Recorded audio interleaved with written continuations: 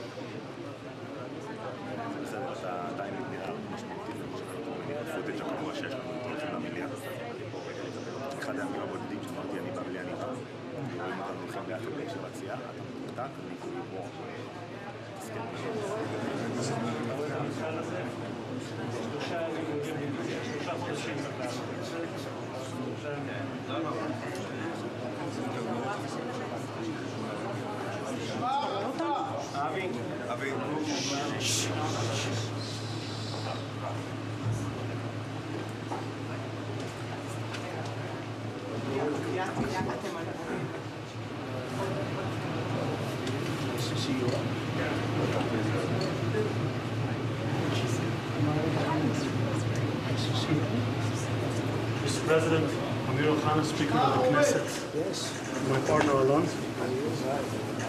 welcome to Jerusalem, welcome to the Knesset. We've been longing for this day. It's a great honor. Thank you. It's our honor and pleasure. Thank you very much.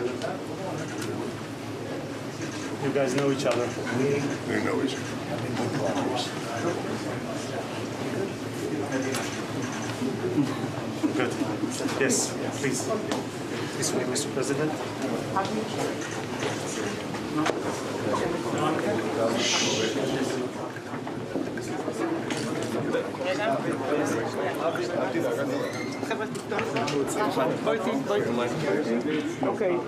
Okay, still. Video.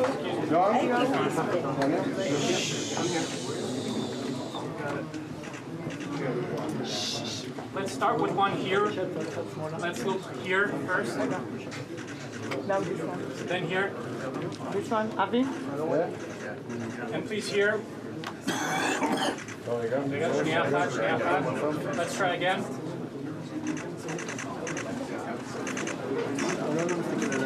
Alon. חבר'ה, אין לנו זמן, עכשיו פה. Now here, please, to Avi, everyone. And White House photographer, please. Daniel? אוקיי, עכשיו על הספר. רגע, הראש מותיק. להסתכל על הספר. להסתכל על הספר. נועם, טיפה את היד השם. כן? אתה בסדר?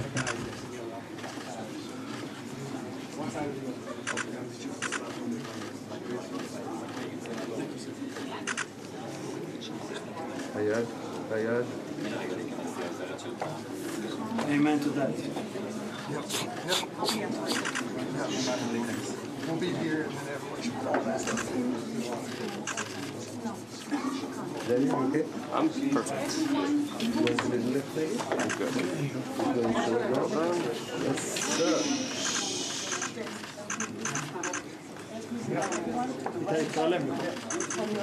Amen to that, Mr. President. Thank you. לא נפול לידי. כמה. תודה רבה. קצת רגע. אתה מלחיץ פה את כולם. Thank you very much.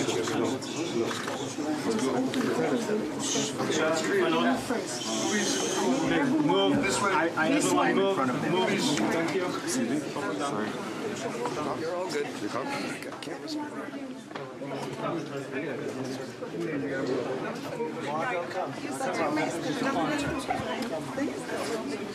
Let the first lady introduce. Daniel, White House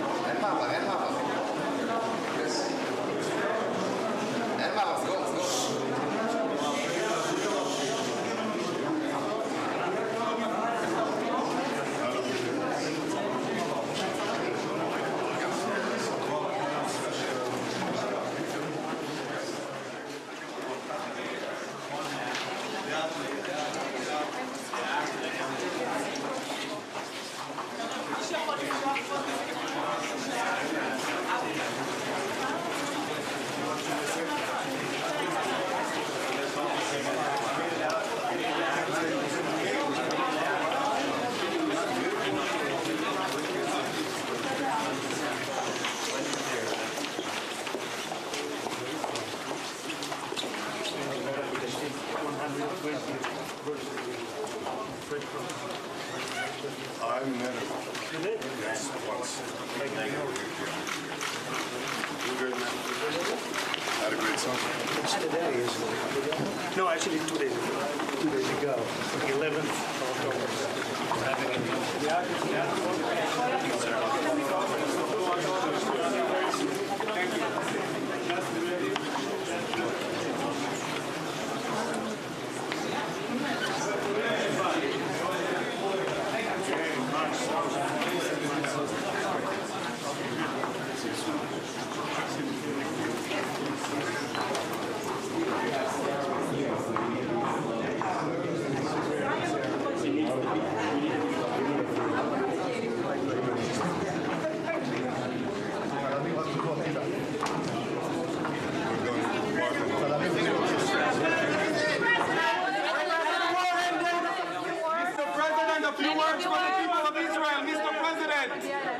Mr. President, will Israel be able to renew the war if Hamas isn't disarmed?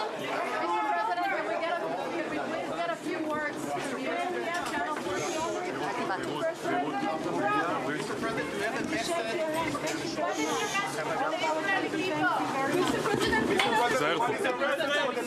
This morning, Mr. President.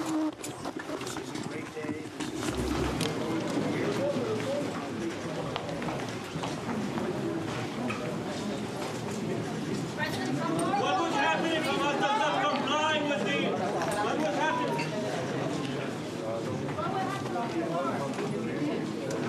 What would happen if Hamas does not comply with your plan, with this army? Mr. President, Hamas isn't I want to tell the hostages that are now all in Israel territory.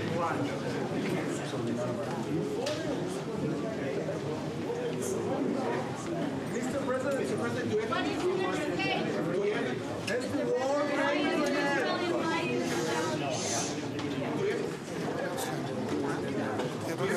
Is the war now officially over?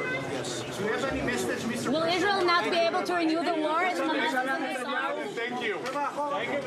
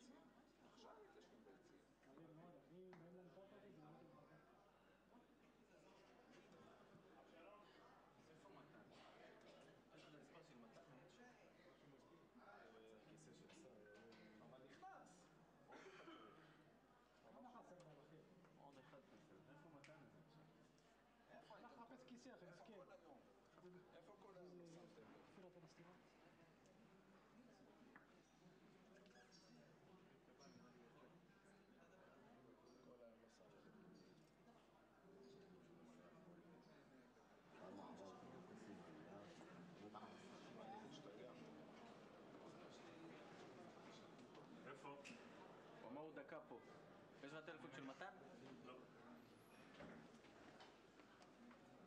איזה לחוץ הוא. וואי, זה... הוא רואה שאני מתקשר, הוא אומר לי, למה אתה לא דואג? אבל אתמול ישב כל היום, לא בא את הכיסאות? כן, זה את האמת לא בדקנו, הוא את זה. לא, הוא מבין את המוח, עשה עזולה. אבל איך חסרים קסר? אני לא מבין איך קסר חסר. כי בדרך כלל לפעמים אנחנו מוציאים, כי לא כולם באים, לא כולם עזו שם. נאמר.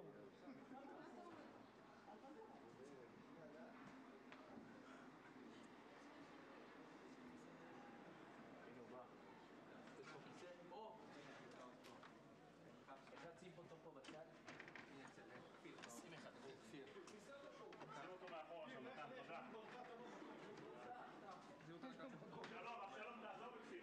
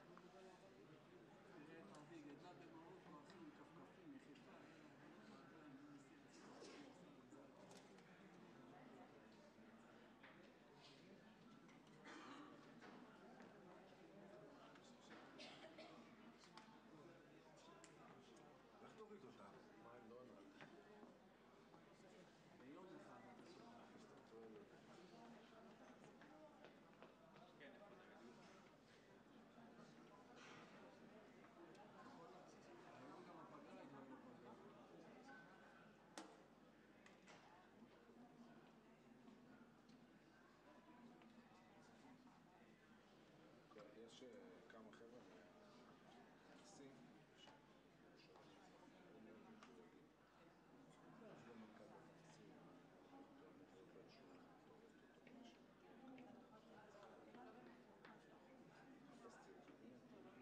מה שמגיע חפשתי אותו, נפתח לשכונות בתוך הוואטסאפ איפה שהוא קבוע, צריך לחפש.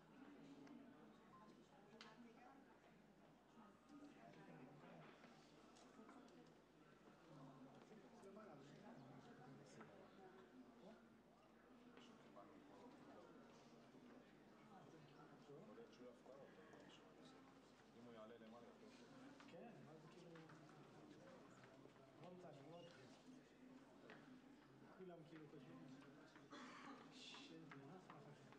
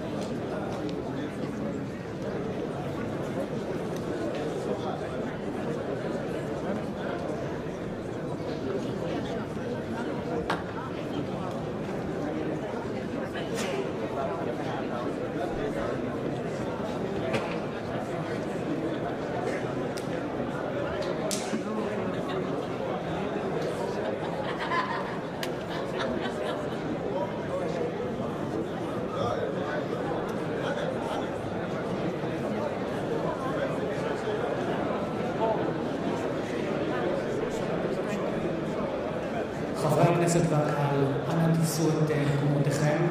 אנחנו מתחילים ממש בעוד מספר דקות.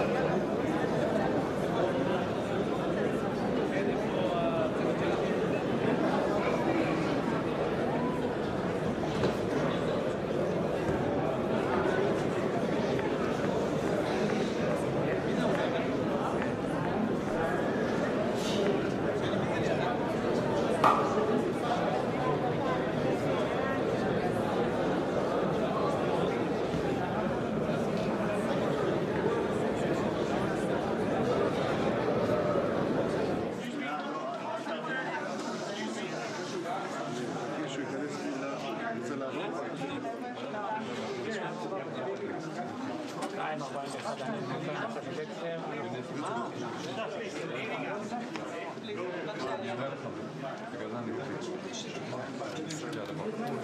sure they have a way. Make sure they have a way. Make sure they have a way. They're coming. Six sides. We are now entering the plenary, Mr. President.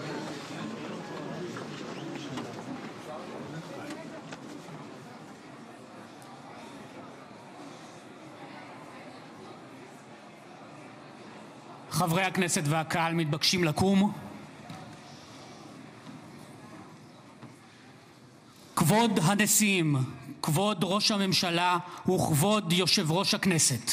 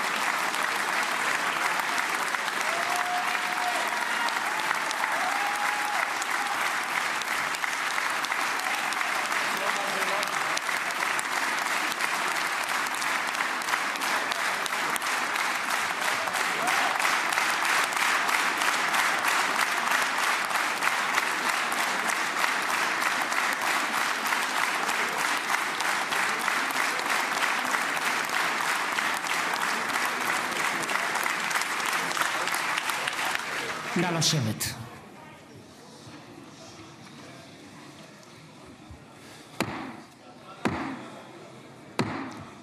חברות וחברי הכנסת, היום יום שני, כ"א בתשרי התשפ"ו, 13 באוקטובר 2025, ואני מתכבד לפתוח את הישיבה המיוחדת של הכנסת לכבוד נשיא ארצות הברית של אמריקה, מר דונלד ג'יי טראמפ.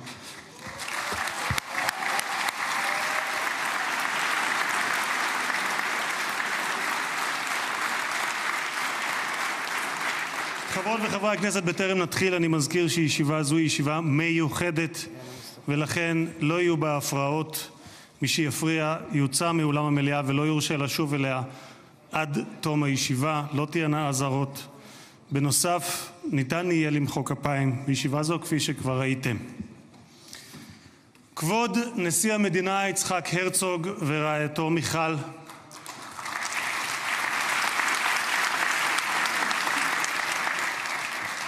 כבוד ראש הממשלה בנימין נתניהו ורעייתו שרה,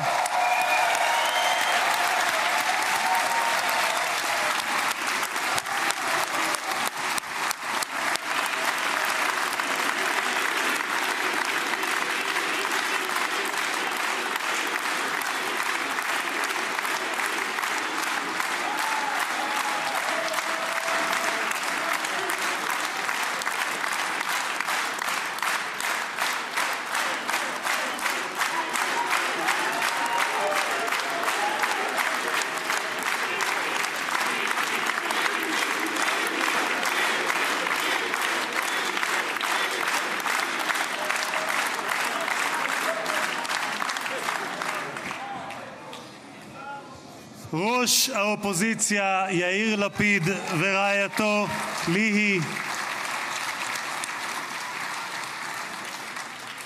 שרים וחברי הכנסת, special recognition to Minister Ron Dermer, who led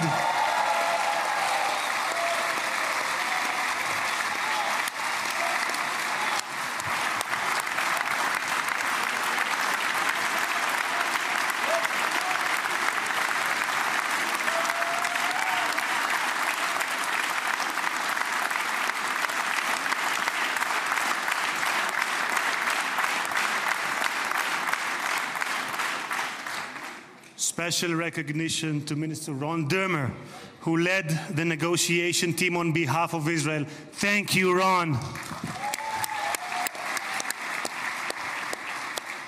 Secretary of State Marco Rubio,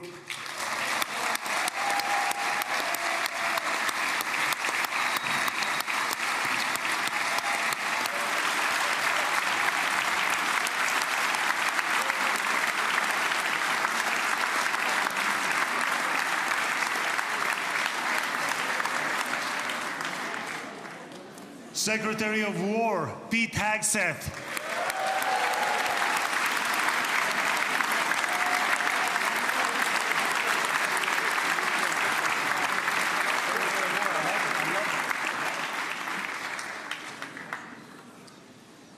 Chairman of the Joint Chiefs of Staff General Dan Kane,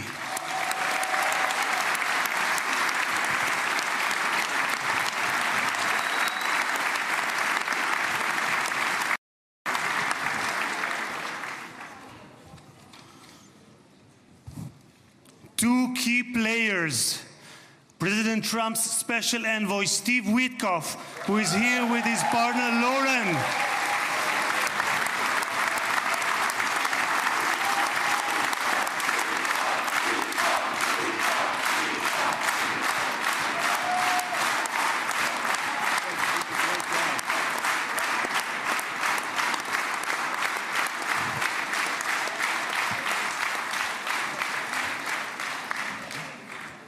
and Jared Kushner, who is here with his wife Ivanka.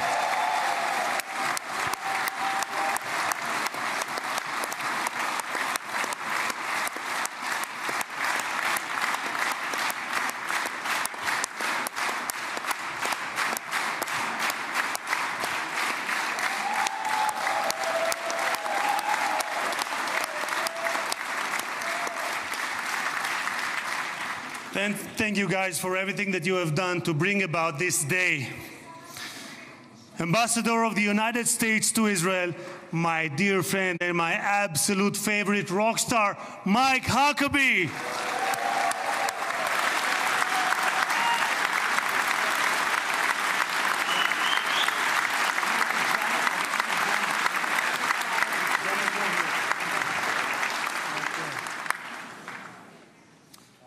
שגריר ישראל בארצות הברית, יחיאל לייטר.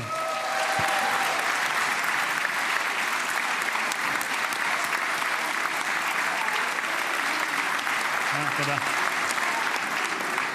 שגרירים וראשי משלחות זרות, ראש עיריית ירושלים, משה ליאון ורעייתו סתווית, סגל א' של המדינה, ראשי גופי הביטחון, אלה שנמצאים איתנו ואלה שבשטח, הרמטכ"ל רב-אלוף אייל זמיר,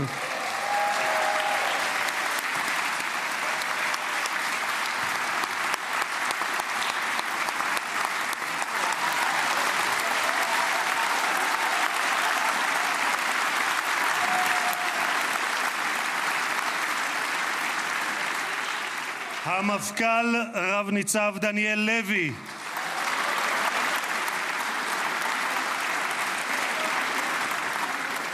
נציב שירות בתי הסוהר רב גונדר קובי יעקבי,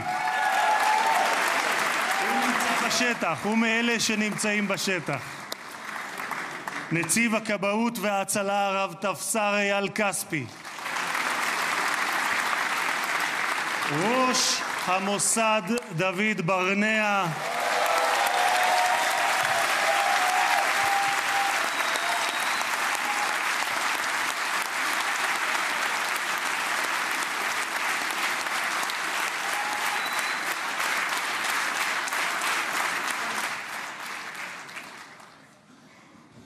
ראש שירות הביטחון הכללי, האלוף במילואים דוד זיני, בהצלחה.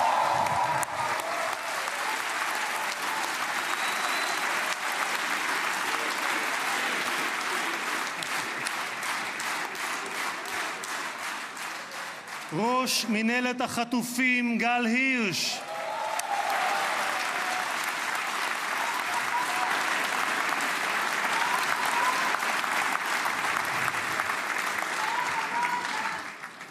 ראשי ערים וראשי רשויות מקומיות, מנכ"ל הכנסת שהרים ב3 ימים ביקור שדרושים לו 3 חודשים לפחות, משה צ'יקו אדרי.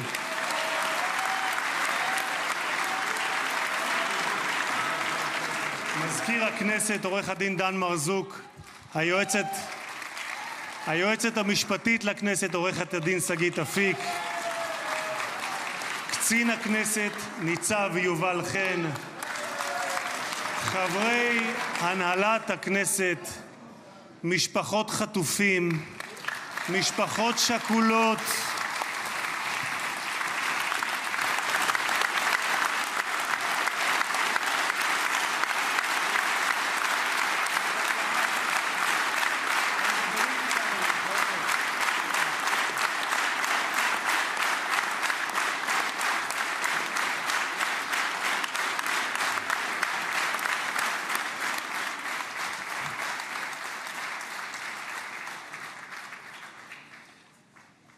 סגל א' של המדינה, מכובדים מהארץ ומהעולם, ואני פותר בזאת את הדוברים הבאים מאזכור כל המכובדים. קהל יקר, אזרחי ישראל, יש לי הכבוד המיוחד לברך יחד איתכם את החבר הטוב ביותר שהיה אי פעם למדינת ישראל בבית הלבן. ברוך הבא לישראל, ברוך הבא לירושלים, ברוך הבא לכנסת, הנשיא דונלד ג'יי טראמפ.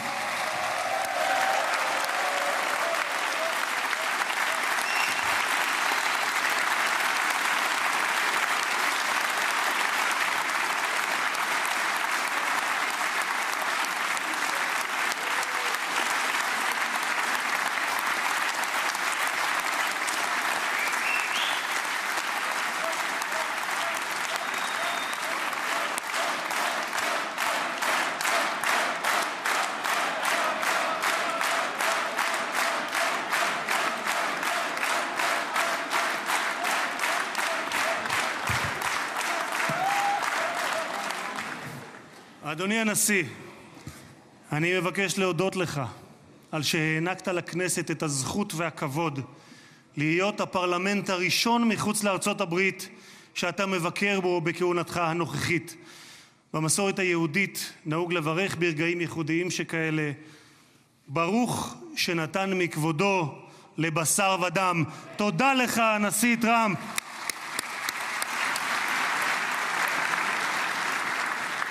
כבוד הנשיא, לפני 2000 שנה הוגלינו בכוח הזרוע מנחלת אבותינו, אבל בכל התפוצות בהן חיינו, מעולם לא שכחנו את ירושלים, הלב הפועם של העם היהודי מאז נוסדה כבירתו לפני 3,000 שנה, ואליה התפללנו שנה אחר שנה אחר שנה. ולפני 7 שנים היית אתה, הנשיא טראמפ, שבשם ארצות הברית של אמריקה הכרת בריבונות הישראלית על ירושלים.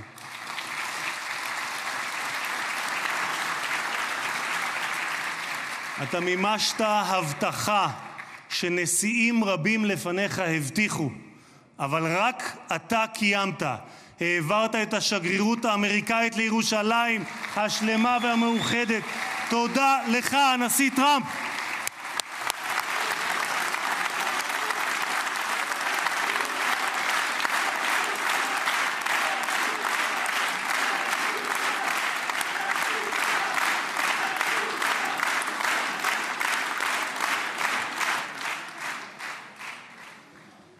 משחר הקמתה נאלצה מדינת ישראל להילחם, אך תמיד הושיטה את ידה לשלום. לפני 5 שנים הובלת יחד עם ראש הממשלה נתניהו את הסכמי אברהם. זכיתי, כן, מגיע.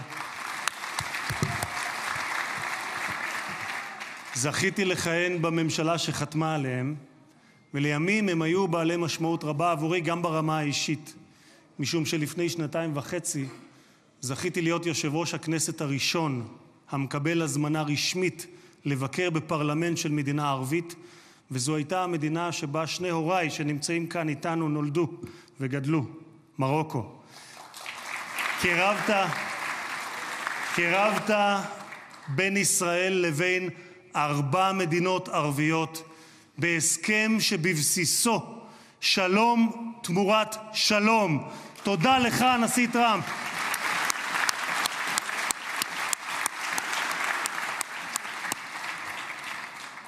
הרבה לפני כהונתך הראשונה, כבר ב-2011, זיהית את הסכנה שבאיראן גרעינית וכתבת, ואני אומר זאת בשפת המקור ברשותכם. Iran's quest of nuclear weapons is a major threat to our nation's national security interests. We can't allow Iran to go nuclear. איום על ארצות הברית משמעו איום על העולם החופשי כולו. את עמדתך העקבית ששמה את אמריקה ראשונה, America first, אך לא לבדה, but not America alone, הבאת עמך לבית הלבן בשתי כהונותיך. לפני 4 חודשים, לאחר שראש הממשלה נתניהו פתח במבצע עם כלבי, הורית על המבצע פטיש חצות, Midnight Hammer, פעולה אמיצה שלא הייתה כמותה עד שאתה הגעת.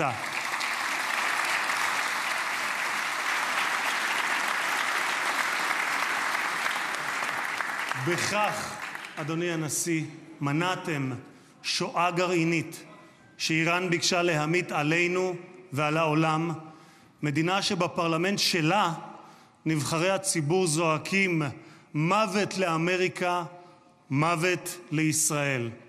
והיום אנו יכולים לומר למשטר האייתולות באיראן, לא יהיה נשק גרעיני. תודה לך, הנשיא טראמפ.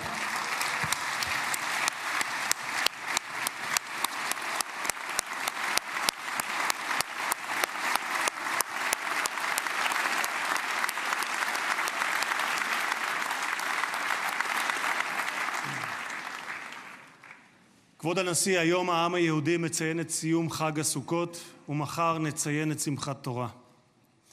בשמחת תורה לפני 2 לא שמחנו.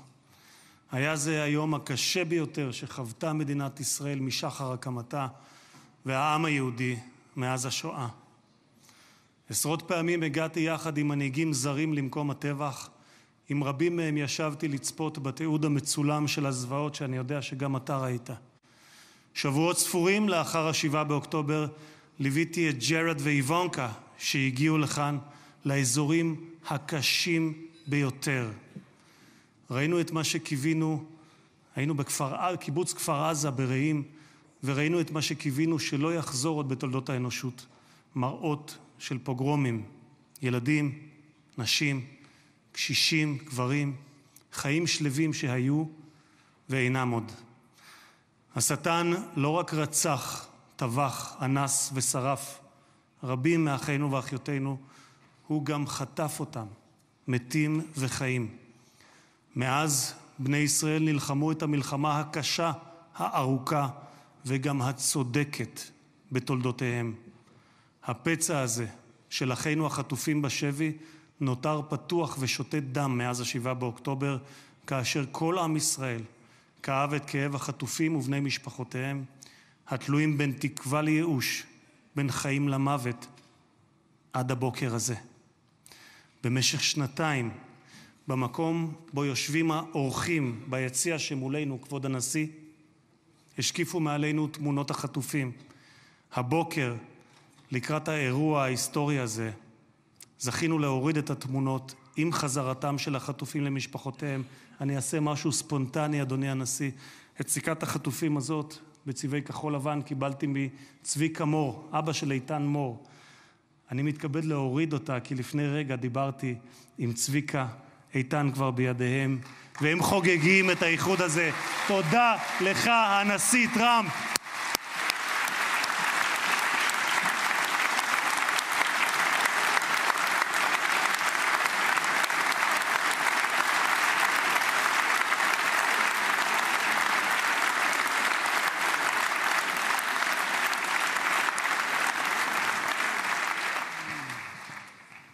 Mr. President, you stand before the people of Israel not as another American president, but as a giant of Jewish history, one for whom we must look back 2.5 millennia into the mists of time to find a parallel, Cyrus the Great. You, President Donald J. Trump, are a colossus who will be enshrined in the pantheon of history. Thousands of years from now, Mr. President, the Jewish people will remember you. We are a nation that remembers.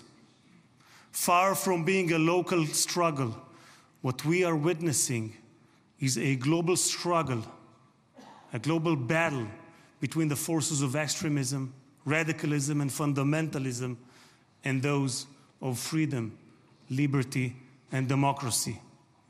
What the world needs now is not appeasers who feed the crocodile in the hope that they will be eaten last, like the kind we have seen recently at the UN General Assembly. And by the way, President Trump, your team has checked the teleprompter. It is working beautifully. What the world needs now are more leaders who are brave, resolute, strong, and bold. The world needs more Trumps.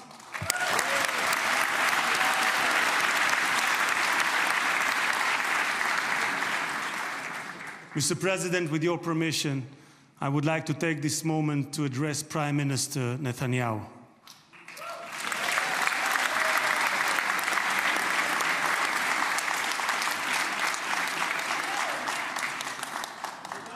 ראש הממשלה, עמדת בכל שנות כהונתך, אבל בפרט בשנתיים האחרונות מול לחצים אדירים.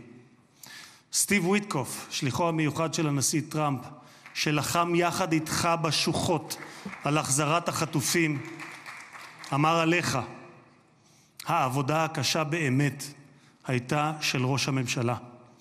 הוא זה שהיה צריך לקבל החלטות קשות, עד כמה להיות קשוחים מול חמאס ומתי לגלות גמישות.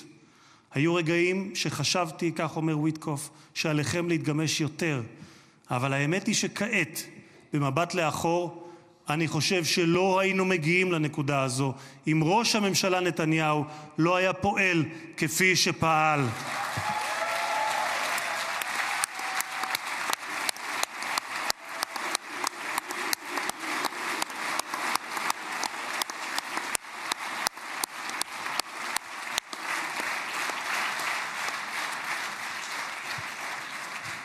גם הנשיא שלי, ממשיך וויטקוף, גם הנשיא שלי, אתה אדוני, הנשיא טראמפ, מאמין בכך.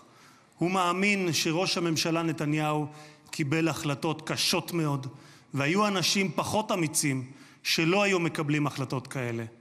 והנה אנחנו כאן היום, משום שלחמאס לא הייתה ברירה, כך אומר וויטקוף.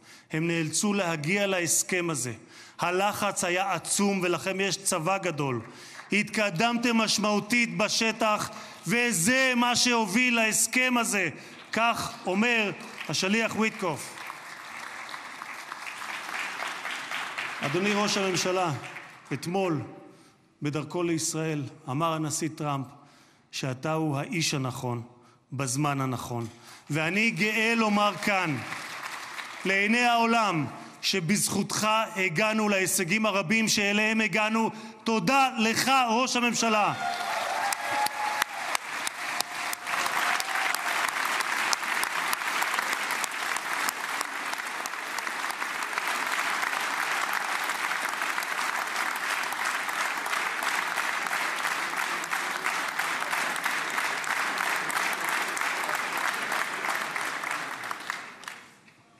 ביום הזה נודה מלב האומה וממעמקי הנפש הלאומית לחיילי צה"ל האמיצים,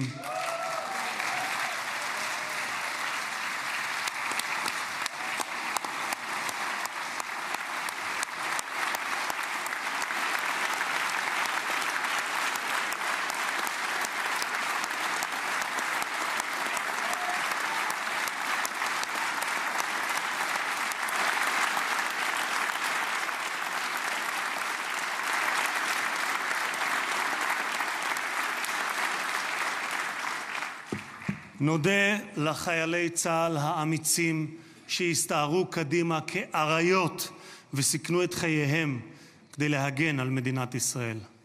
רבים מהם נפלו והקריבו את חייהם למען המדינה שמרכינה את ראשה בפניהם ובפני משפחותיהם השכולות.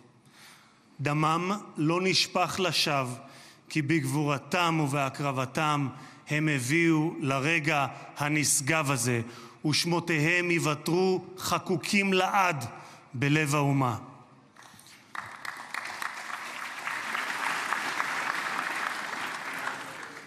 President Trump, you are the president of peace.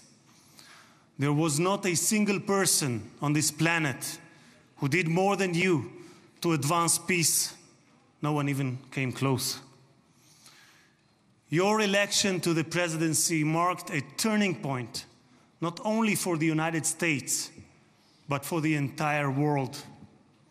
Through your strength of character and unwavering resolve, you brought an end to bloody conflicts in no fewer than 8 regions across the globe. In less than 9 months, you became one of the most consequential presidents in history. You saved countless lives that would have been lost without your leadership. And as our sages teach, whoever saves one life, it is as though he has saved an entire world. You have proven that true peace is achieved through strength, and that only those who are prepared to use force in the present can prevent the need to use it in the future. Mr.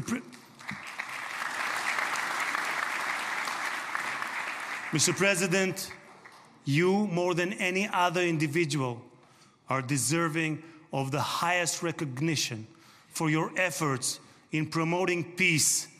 Therefore, I hereby announce that together with our good friend, Speaker of the House, Mike Johnson, we will rally speakers and presidents of parliaments from around the world to submit your candidacy for the Nobel Prize, Peace Prize next year. There is no one more deserving than you, President Trump. No one.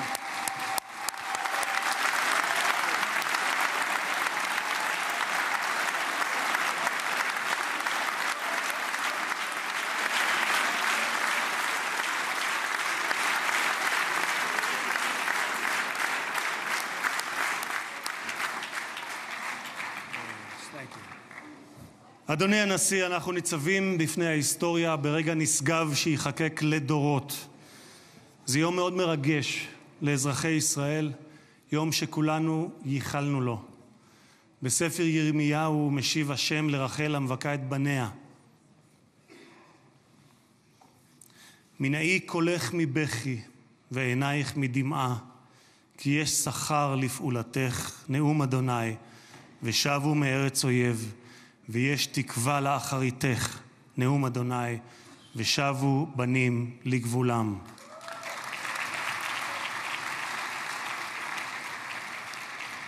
אני מבקש לאחל מכל ליבי החלמה מהירה ושלמה לפצועים ולחטופים השבים. כמה טוב שבאתם הביתה. הנשיא טראמפ, מי ייתן והעושה שלום במרומיו יברך אותך, נשיא השלום, את ארצך ואזרחיה, את משפחתך וכל היקרים לך, ויעשה שלום עלינו ועליכם. May God bless you, President Trump. May God bless the United States of America. And may God bless the state of Israel. תודה רבה וחג שמח.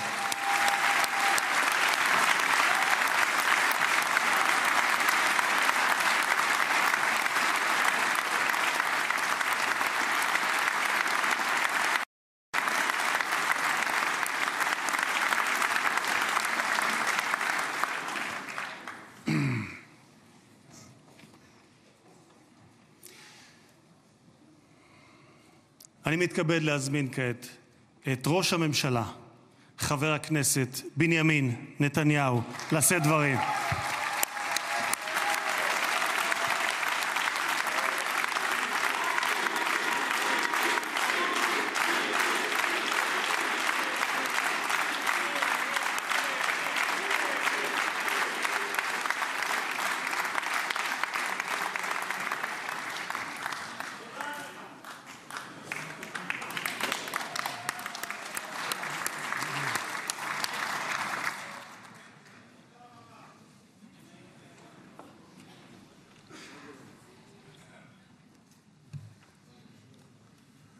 מכובדי הנשיא הרצוג ורעייתו מיכל, מכובדיי הרבים, ובראשם ידידנו הגדול, נשיא ארצות הברית, הנשיא דונלד ג'יי טראמפ.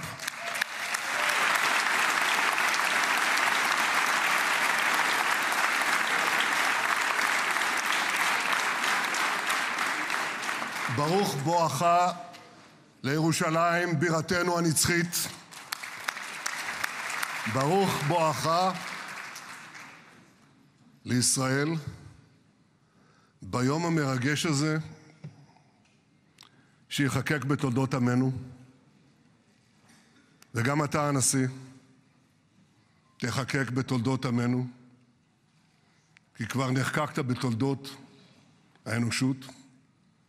אבל אנחנו, כפי שנאמר, זוכרים את ידידנו, ואנחנו יודעים את חלקך החשוב והמכריע בהחזרת יתרת חטופינו ביום הזה שהתבשרנו עכשיו, רק לפני שעה קלה, שכל חטופינו החיים שבו אלינו. איזו התרגשות.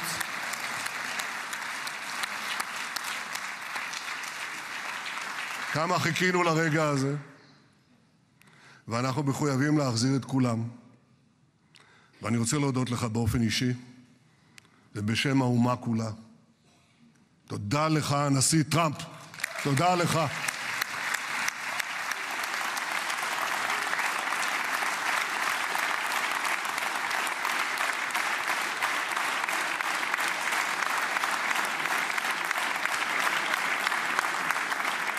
Now, I know that the teleprompters are working well, though I'm not using them.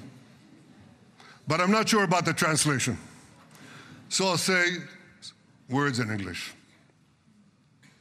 President Trump, the Knesset welcomes you and your distinguished delegation to Jerusalem, our eternal capital. This is your first visit to Israel since you recognize Jerusalem as our capital and moved the embassy here. Thank you, President Trump, for that.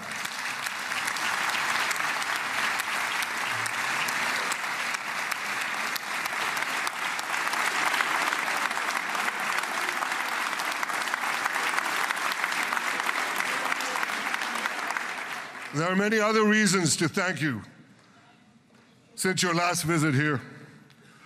Thank you for recognizing Israeli sovereignty over the Golan Heights.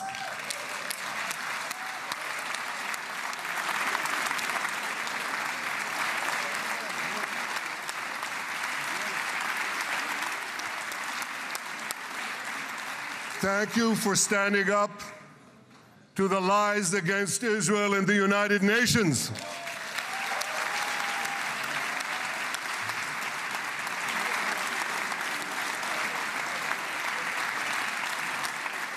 Thank you for recognizing in your 2020 peace plan our rights in Judea and Samaria, the ancestral homeland of the Jewish people.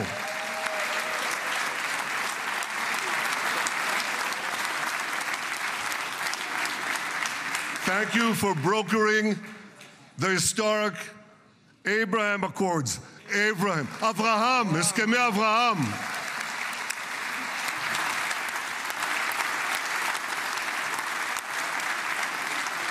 Thank you for withdrawing from the disastrous Iran nuclear deal.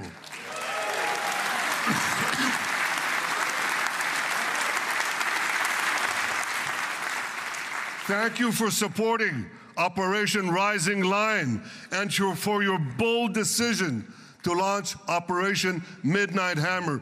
Boy, is that, you got to hear this.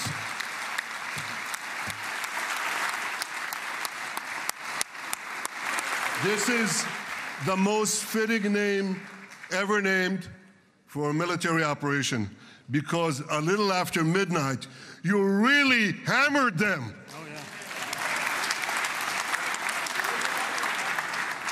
My friends, this is only a partial list but it's enough to affirm what I've said time and again.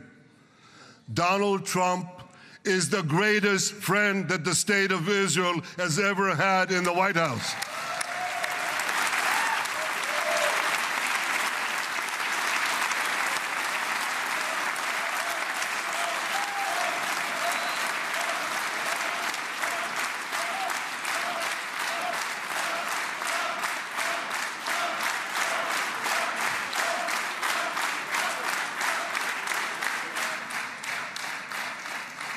No American president has ever done more for Israel.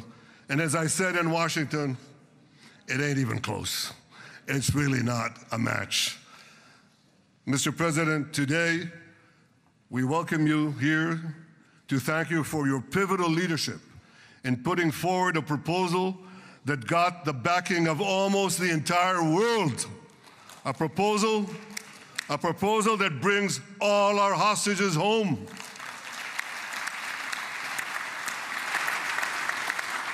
A proposal that ends the war by achieving all our objectives. A proposal that opens the door to an historic expansion of peace in our region and beyond our region. Mr. President, you are committed to this peace. I am committed to this peace. And together, Mr. President, we will achieve this peace. We've done it before. We've done it before in the Abraham Accords, and we'll do it again. Mr. President, today the Jewish calendar marks the end of 2 years of war. That war began on October 7th, on the Jewish festival of Simchat Torah. You always tell me, and you tell the world, remember October 7th. Mr. President, we remember. We remember the thousands of Hamas terrorists who stormed into our towns and kibbutzim. We remember the 1,200 people Hamas savagely slaughtered in cold blood, including dozens and dozens of Americans. We remember entire families burnt alive as they embraced each other. We remember the beautiful young Israelis brutally gunned down at the Nova Music Festival. We remember the hundreds of our citizens who were dragged into the dungeons of Gaza, including 12 Americans, men and women, young and old, babies and elderly Holocaust survivors. My friends, Mr. President, Donald, these monsters take babies as hostages. In response to this barbaric attack on October 7th, Israel did what it had to do. With indomitable courage, we set out to defend our people, to defeat our enemies, and to release our hostages.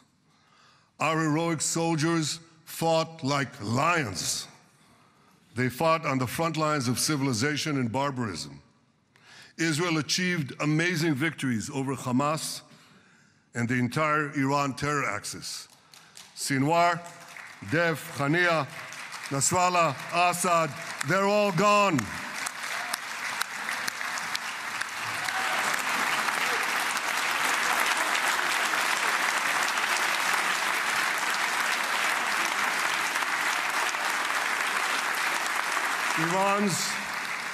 Iran's nuclear weapons and ballistic missile program, with your enormous help, Mr. President, rolled back. Half the Houthi leadership wiped out. But the price of this victory, the price of these victories, has been heavy. Nearly 2,000 of Israel's finest were lost, nearly half in battle. They left behind parents, spouses, siblings, and children. Their love and laughter, their promise and potential were lost forever. To the families of our fallen fighters, many of them are here, I say, I know the depth of your pain. I know the inconsolable grief that will accompany you for the rest of your lives. The State of Israel bows its head in eternal gratitude to our fallen heroes. Because of these heroes, our nation will survive. Because of these heroes, our nations will thrive. And because of these heroes, our nation will have peace. Mr. President, thousands of our brave soldiers were also wounded, suffering terrible blows to body and soul. Brave soldiers like Ari Spitz. Ari is an American.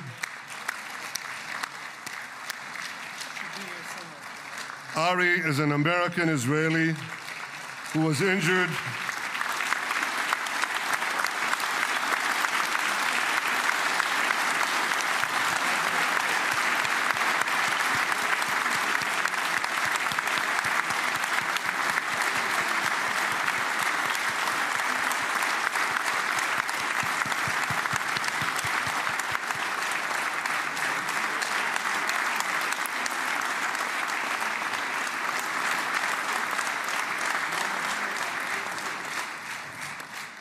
Ari is an American Israeli who was injured in Gaza while searching for Hamas terrorists and weapons.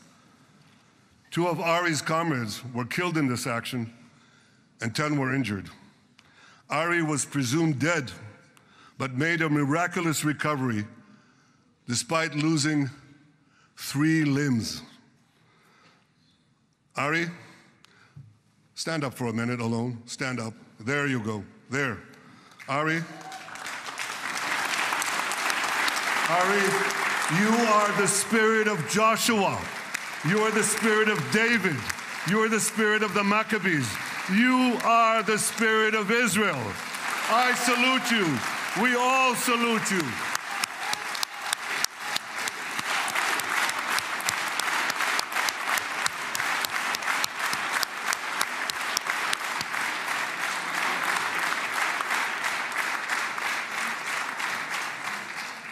Sabine Tassa of Kibbutz Netiv HaAsara is watching us today from the Israeli consulate in Los Angeles. Sabine lost her husband and her oldest son on October 7th. She is the mother of 3 other boys. 2 of them, Cohen and Shai, witnessed their father jump on a Hamas grenade to save his 2 sons. We all saw the film of those 2 boys crying out in pain, "Father is dead. Why? Why did God save me?"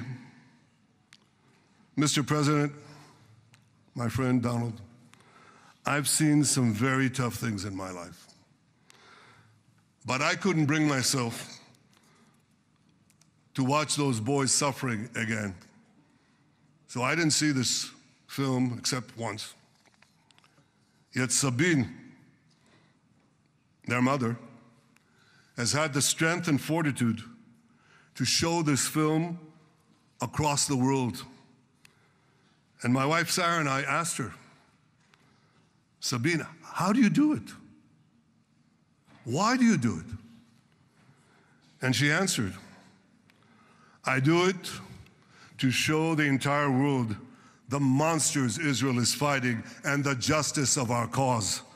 This is what she's doing once again in Los Angeles.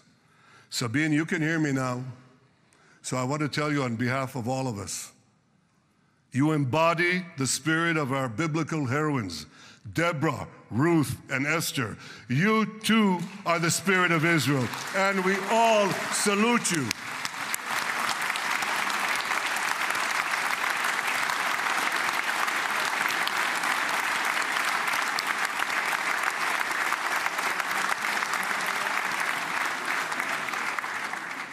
Mr. President, you asked me on our many conversations during the 12-day war with Iran, you asked me, how are the people holding up?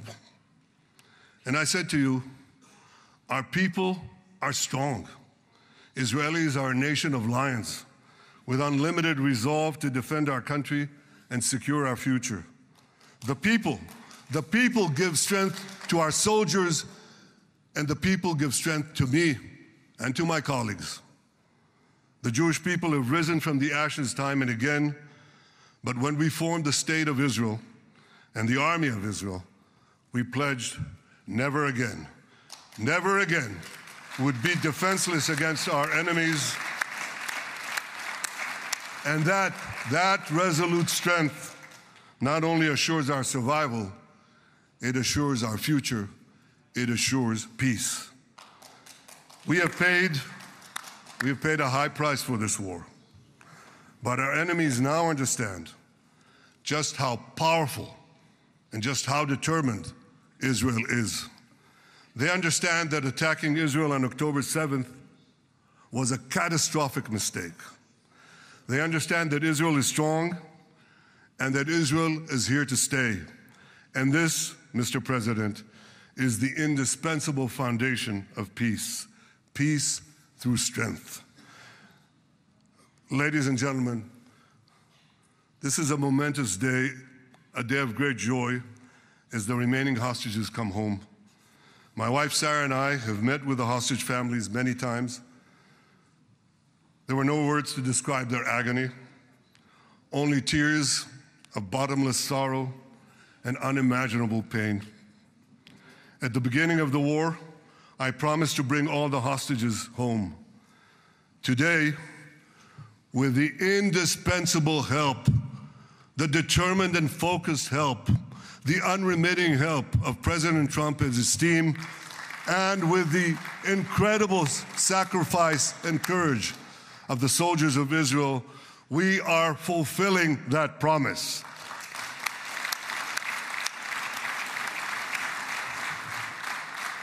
It has been a long journey to get here. In the first week of the war, our brave soldiers put military pressure on Hamas, and the international community put diplomatic pressure on them. This enabled us to secure the release of over 100 hostages. In heroic rescue attempts behind enemy lines, Israel's special forces rescued 8 live hostages and brought back the remains of dozens more. But as time went on, we all know what happened. The diplomatic pressure was turned on its head. More and more governments bought into Hamas's false propaganda. More and more governments succumbed to anti-Semitic mobs in their own countries. They just turned on Israel. They called for us to surrender to Hamas demands, just leave Gaza immediately, they said, end the war without committing to disarm Hamas, without committing to demilitarize Gaza.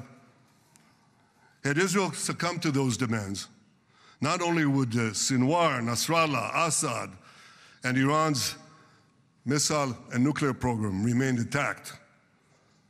Not only that, because in no time, the Hamas killers would be back on the border fence, ready to repeat the horrors of October 7th again and again, as they vowed to do. But just at that point of maximum pressure on Israel, a man named Donald J. Trump was elected President of the United States.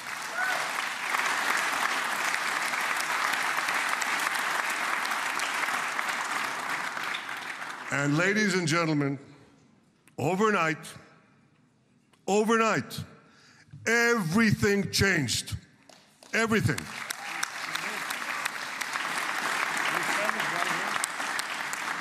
Mr. President, thanks to your unequivocal backing of Israel, we secured a second hostage deal within weeks of your election.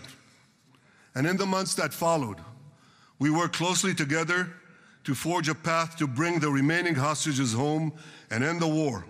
End the war in a way that ensures the disarming of Hamas, the demilitarization of Gaza, and that Gaza would never again pose a threat to Israel. 2 months ago, you fully backed my decision to send the IDF into the last Hamas stronghold in Gaza City. You shared my view that this military pressure would help free the hostages.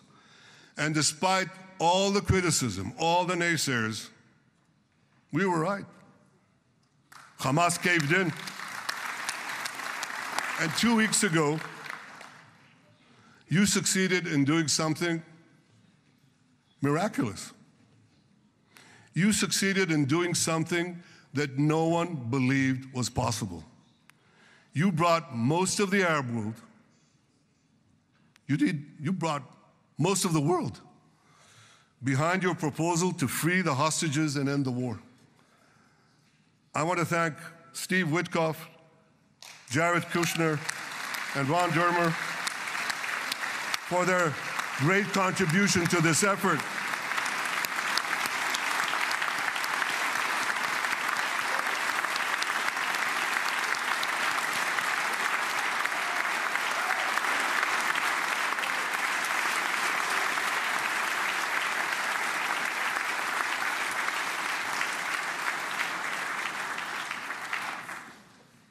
And I want to thank our negotiating team.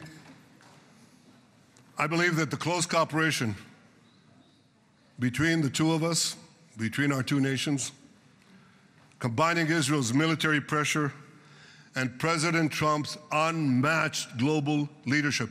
I have to tell you, I've seen a lot of American presidents. I've seen them all in the time that I've been here, and I've been here quite a lot of time.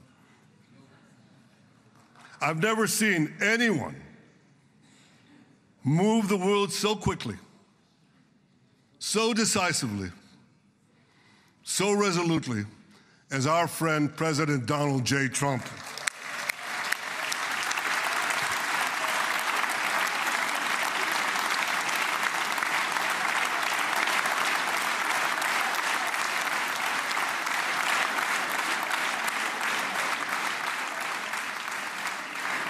With our military pressure and President Trump's global leadership, we achieved this historic moment.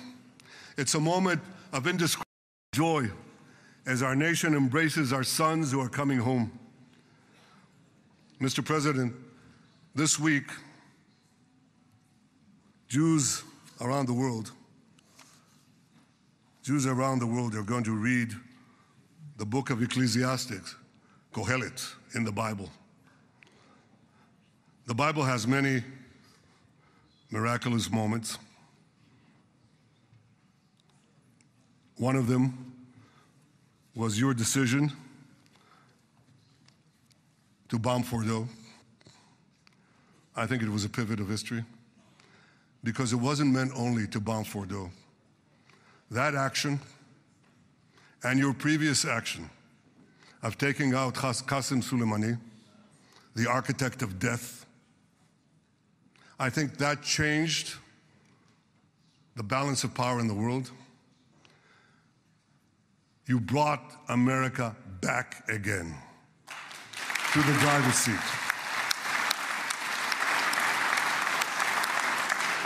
Now, I said that we're going to read this week the book of Ecclesiastes. It's not a book of action. It's a book of meditations, of thought, a perspective on life and on death. And in this book, we read the immortal words of King Solomon. To everything there is a season, and a time for every matter under heaven. Et milchama ve'et shalom.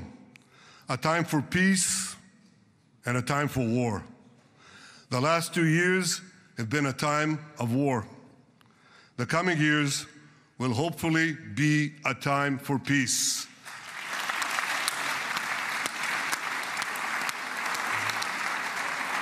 Peace inside Israel and peace outside Israel.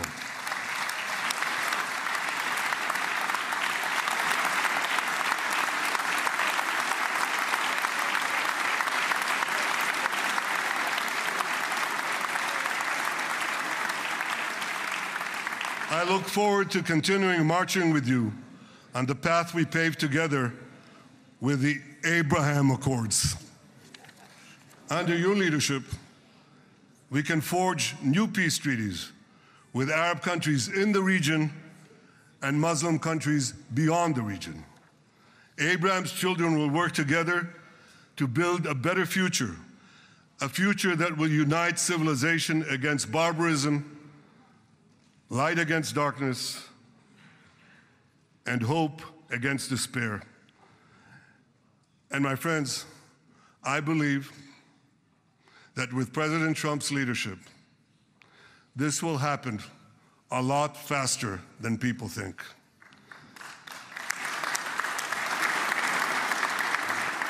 As Prime Minister of Israel, I extend my hand to hold those who seek peace with us. No one wants peace more than the people of Israel. Israel will always remain vigilant in defending itself, and Israel will always remain full of hope. Hope is our national anthem. Hope is our creed. Hope is our strength. It is time, my friends, to realize that hope and expand the circle of peace. Mr. President, thank you for all you have done for us. I have submitted your nomination to be the first non-Israeli recipient of the Israel Prize, Israel's highest award. As to that other prize, just a question of time, you'll get it. But I want you to get the Israel Prize, our highest award, to our greatest friend.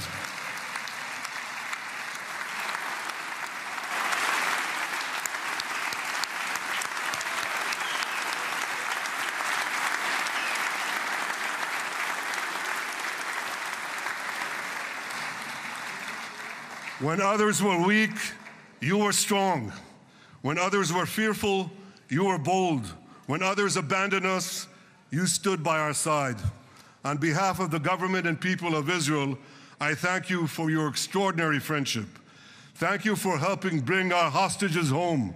Thank you for supporting Israel's march to victory. Thank you for paving a path to peace. מכובדי נשיא ארצות הברית, ידידי דונלד, ברוך הבא לישראל, ברוך הבא לירושלים, ברוך הבא ביום המרגש הזה, שהחיינו וקיימנו והגיענו לזמן הזה.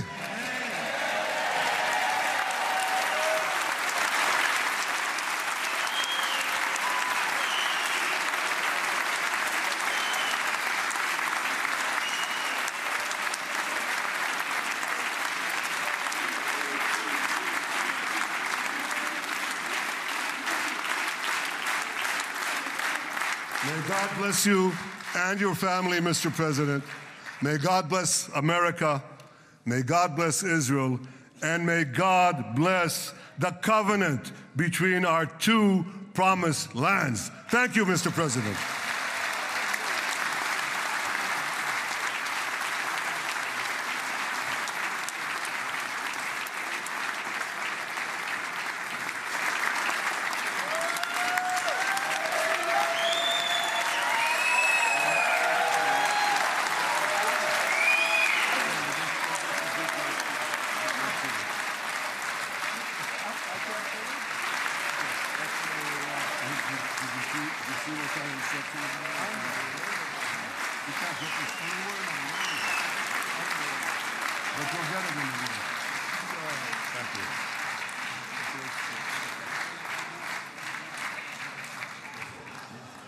Mr. President.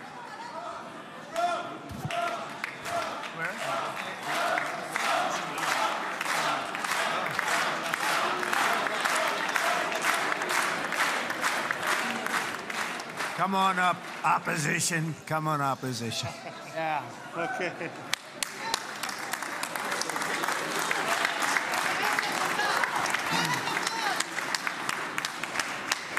אני מתכבד להזמין כעת את ראש האופוזיציה, חבר הכנסת יאיר לפיד.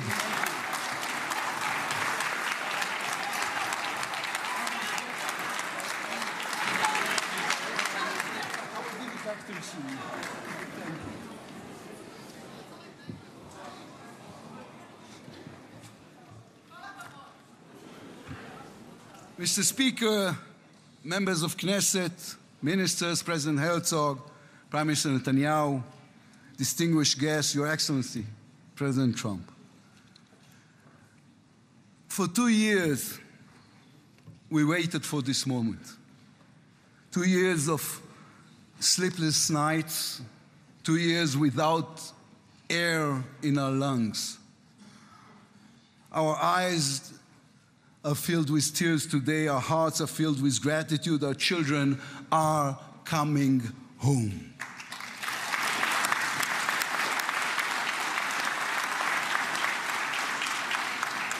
In the Babylonian Talmud, a sacred book of the Jewish people, it is written, whoever destroys one life, it is as though he destroyed an entire world, and whoever saves one life, it is though as he has saved an entire world. Mr. President, you have saved the lives of our hostages.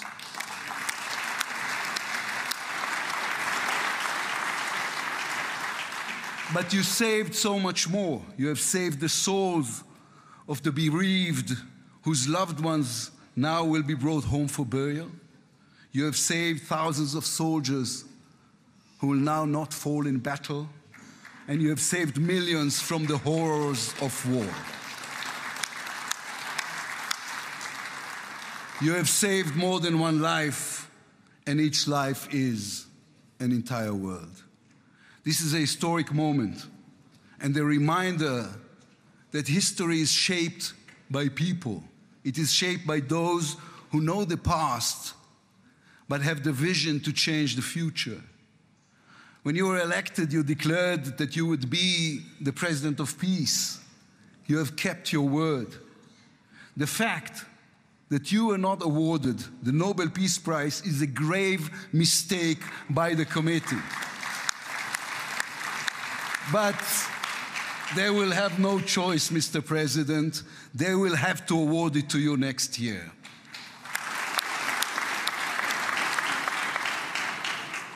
Peace will not come by waiting. It will come by building, by reaching out, and by daring once again to believe. You, Mr. President, have done the unimaginable. We will be eternally grateful. But we also need to take responsibility. The destiny of Israel will always be written by the people of Israel. We must now prove ourselves worthy of what has been achieved.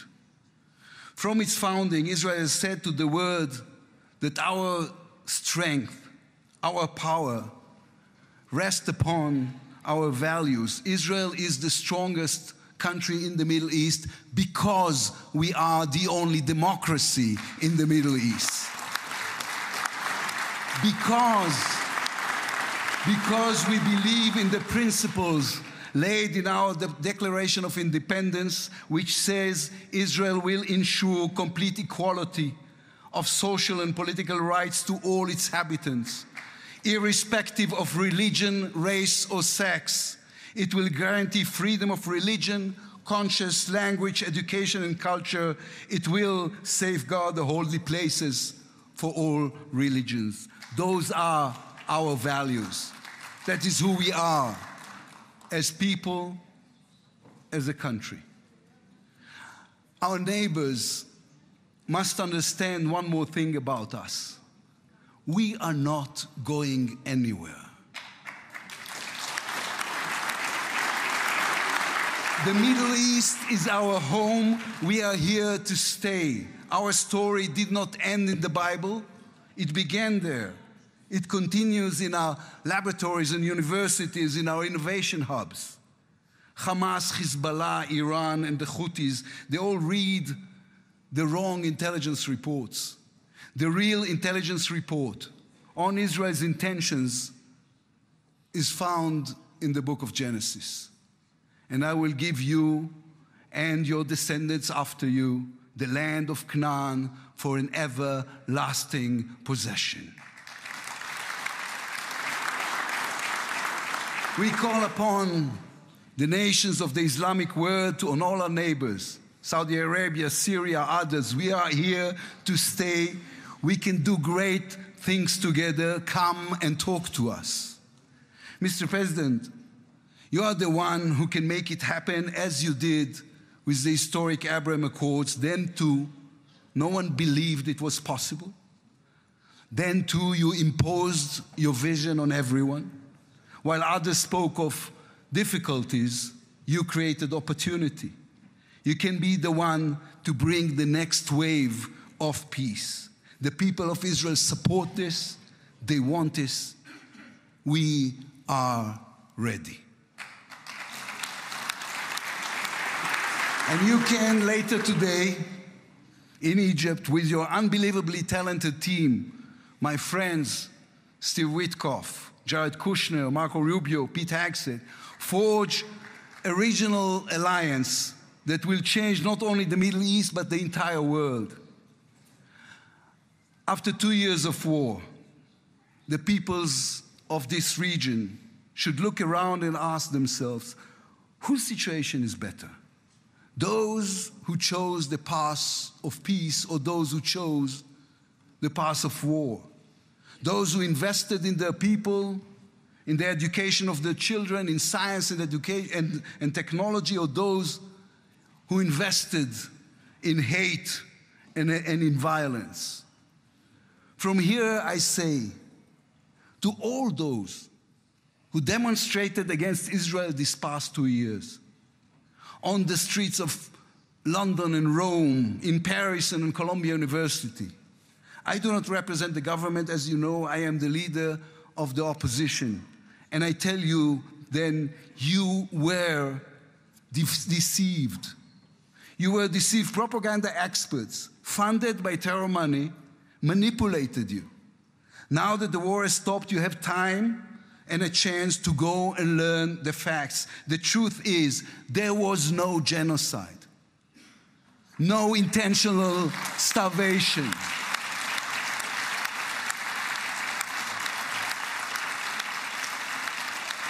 The truth is, there was an army and a country fighting in the most complicated conditions imaginable against terrorists who send their own children to die for a follow-up, who use their own children as human shields.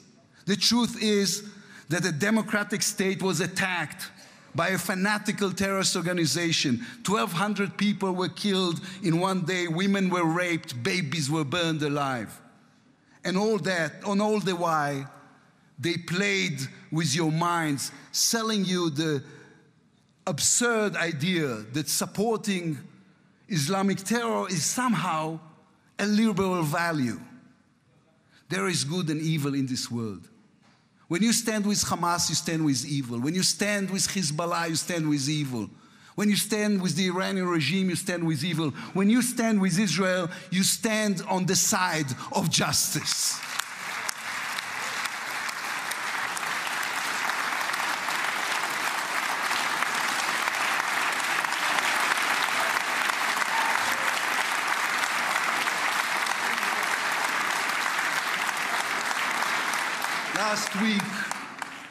Last week I attended the 7th October memorial ceremony.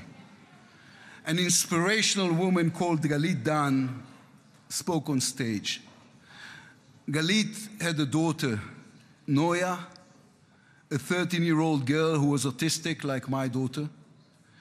And Noya was full of light. She loved Harry Potter. On that dark day, Noya was sleeping at her grandmother's, Carmela's house in Kibbutz Nir Oz. Carmela was 80 years old. Their bodies, grandmother and granddaughter, were found embraced. They were murdered together. On stage at the ceremony, Galit said a sentence that moved us all. We don't want revenge, she said. We want redemption. Today, the redemption begins. Israel has endured 2 terrible years on the battlefield and in the international arena.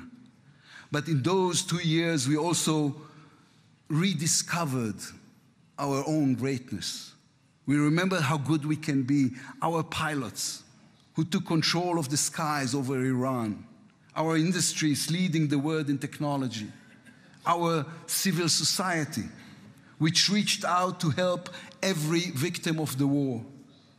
We will move forward toward a different future. Our heroic soldiers who saved us all will fold away their uniforms and rise as teachers and engineers, scientists and innovators, investors and small business owners. We will never be able to repay the debt to those who sacrificed everything these past years, to those who, as President Lincoln said, gave the last full measure of devotion. We can only be worthy of them, worthy of their sacrifice. Mr. President, allow me to speak also to the businessman in you, the deal maker who understands value. If there were one stock in the world I would invest in today, it is the state of Israel. If there were one nation that deserves unrestricted access to GPU chips, to AI and SMR technologies, to American markets, it is the state of Israel. Israel's future is intertwined with our eternal alliance, our strategic and moral covenant with our greatest friends, the United States of America. This war is over. We will always need to stay vigilant, to guard against those who seek our destruction. But the state of Israel is about to reinvent itself. The challenges ahead demand not only strength, but a new vision. It's time to take a new path, to be a nation that is advanced and thriving and peace-seeking. We have waited for this moment, for the end of the war, for the return of the hostages, for the chance to rechannel our grief and loss into the energy needed to rebuild our nation. Thanks to you, Mr. President. Thanks to our soldiers, our lions. Thanks to the millions of great Israeli patriots who filled the streets and the square and never, not for one moment, gave up on the hostages. Thanks to all of them, the strength within us can now rise, succeed, and build for our future and for our children. Thank you very much. God bless the United States of America. Am Israel Chai.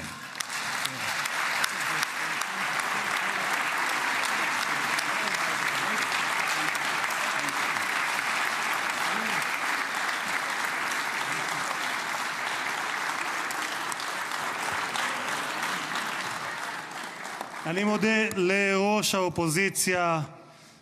ועכשיו, members of the Knesset, it is now my distinct honor to invite the President of the United States of America, His Excellency Donald J. Trump, to address the Knesset.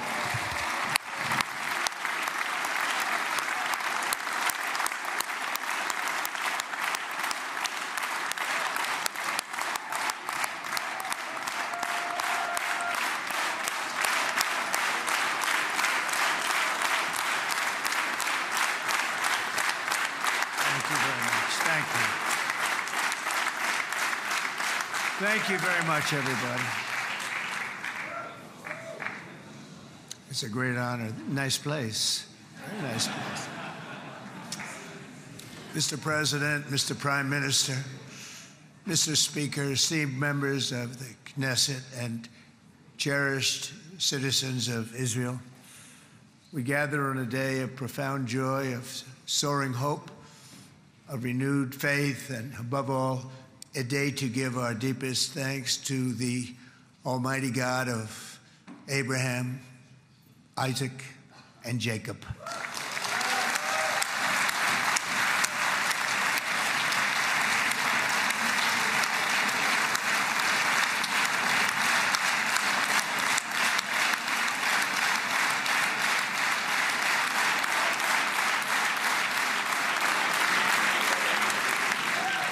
After 2 harrowing years in darkness and captivity, 20 courageous hostages are returning to the glorious embrace of their families, and it is glorious. 28 more precious loved ones are coming home at last to rest in this sacred soil for all of time. And after so many years of unceasing war and endless danger, today the skies are calm, the guns are silent, the sirens are still, and the sun rises on a holy land that is finally at peace, a land and a region that will live, God willing, in peace for all eternity.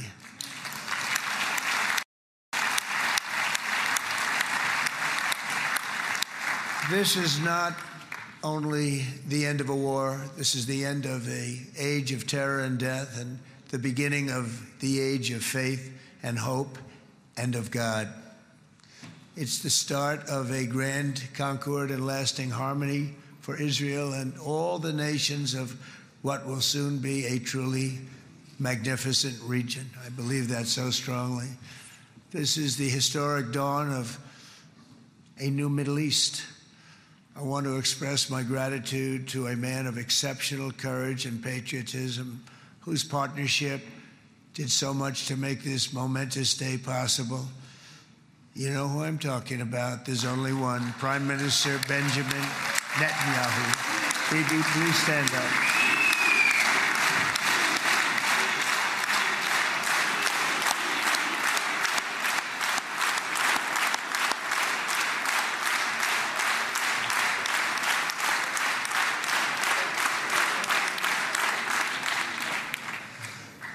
And he is not easy, I want to tell you.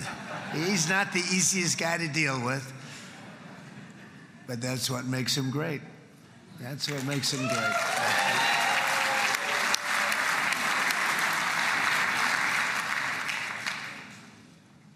Thank you very much, baby.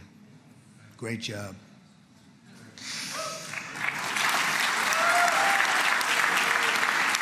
And let me also convey my tremendous appreciation for all of the nations of the Arab and Muslim world that came together to press Hamas to set the hostages free and to send them home. We had a lot of help. We had a lot of help from a lot of people that you wouldn't suspect, and I want to thank them very much for that.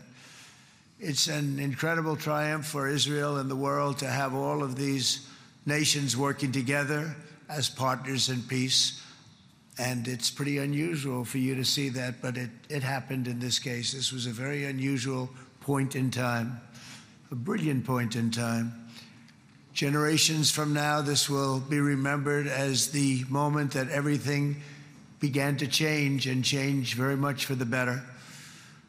Like the USA right now, it will be the golden age of Israel and the golden age of the Middle East. It's going to work together. I'd like to thank several great American patriots for their invaluable help in getting something done that almost everyone thought was absolutely impossible. We were wasting our time. So many people said, you're just wasting your time. But we weren't, because we had talented people working with us, and we had people that loved your country, and frankly, people that loved the region. They loved the Middle East. I want to thank my friend Steve Witkoff.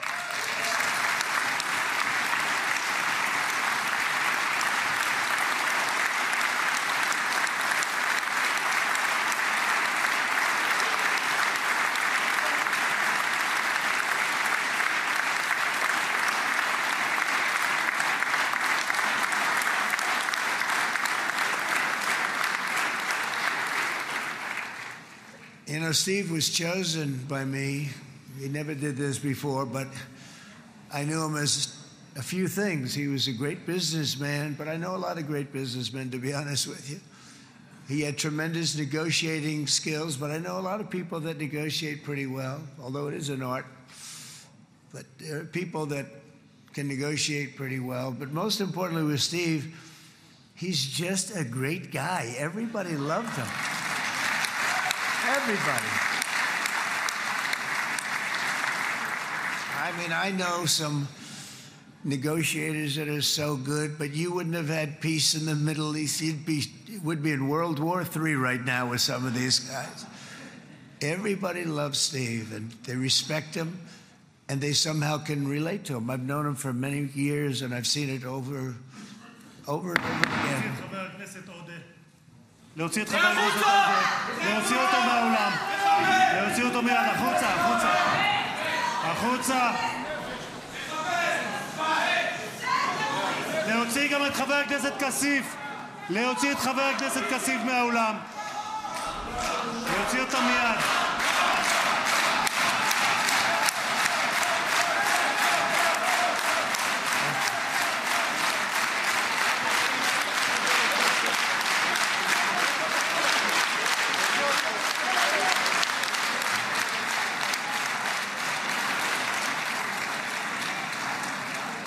Sorry for that, Mr. President. Thank you. Please.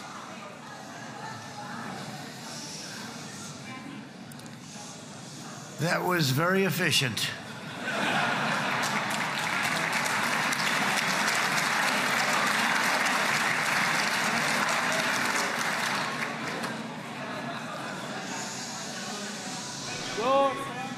So back to Steve. He's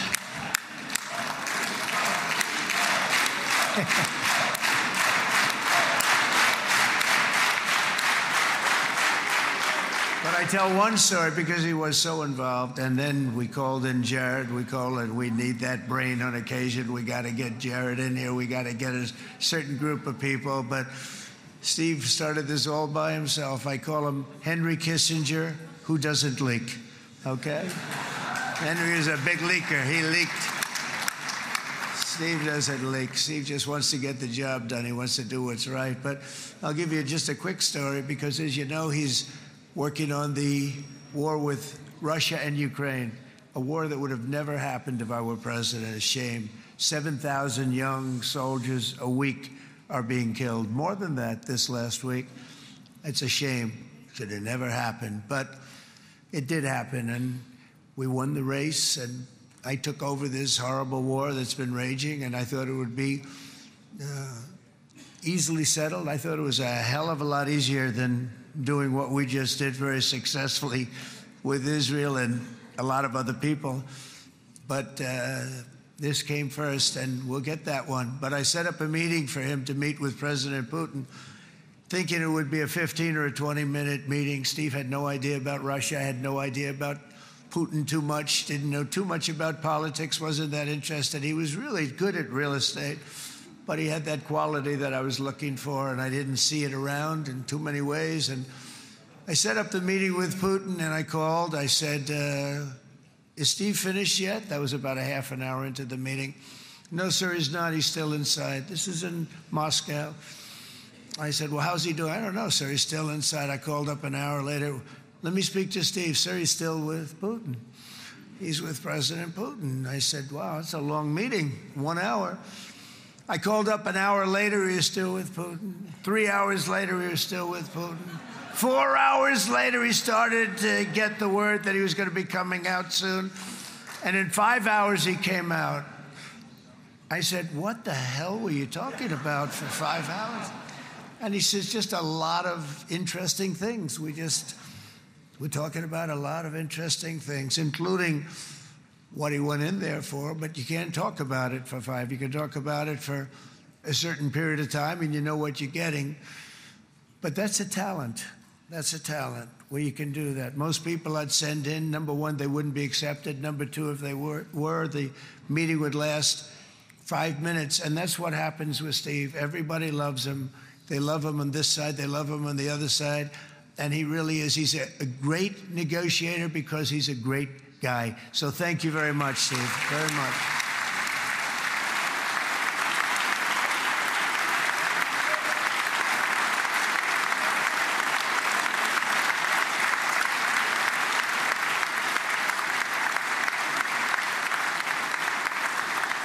And let me also give a very special thanks to someone who truly loves Israel. In fact, loves it so much that my daughter converted. My daughter converted. I didn't know this was going to happen. And Ivanka's here.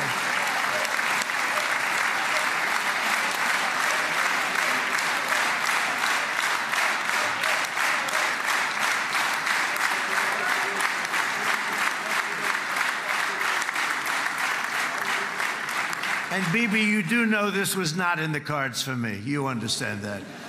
And she is so happy, and they are so happy. At least I think they're happy. If they're not, we have a big story, right? No, they have a great marriage, and they get along great. They're best friends. They have a very special relationship. But Jared has been so helpful. He really did something very special. He established the Abraham Accords with a group of very wonderful people. I like calling it the Avraham Accords, because people that, right? Avraham. It's so cool. It's so much sort of nicer, you know, the Abraham versus the Avraham.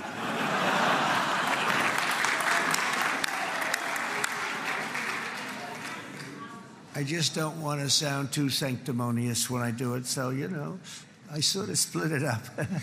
This way we keep everybody happy. But we have some very great talent, and they have no excuses for anything that's taken place, because we had some unbelievably good people working on this. And then you're going to add a man named Marco Rubio, who is also here. That's right.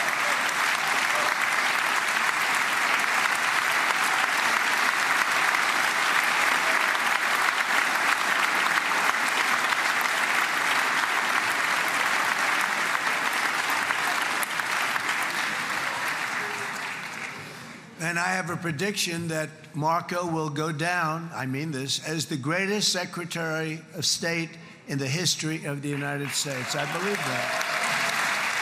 I believe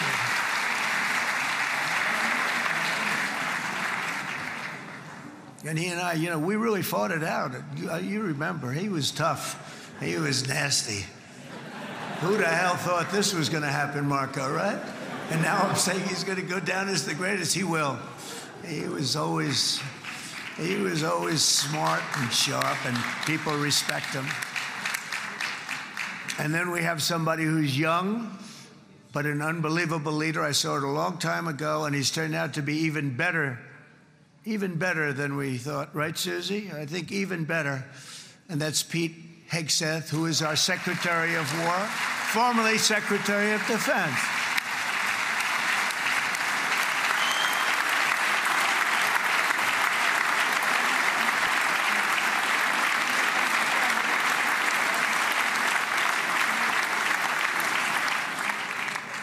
And as you know, we decisively won World War I. We decisively won World War II decisively. And everything in between and everything before it, we won everything. And then they had the brilliant idea of changing the name from war, you know, it was war, to defense. And with that went a certain thinking. And we fought in a very politically correct way after that. We always had the strongest military, and now we have a stronger military than we've ever had before. Because of my first term, I've totally rebuilt the military, every aspect of it. But we have, if you think, we settled 8 wars in 8 months. I'm now including this one, by the way, if that's okay. They may say, well, that was quick. Because yesterday I was saying 7, but now I can say 8. The hostages are back. The hostages are back.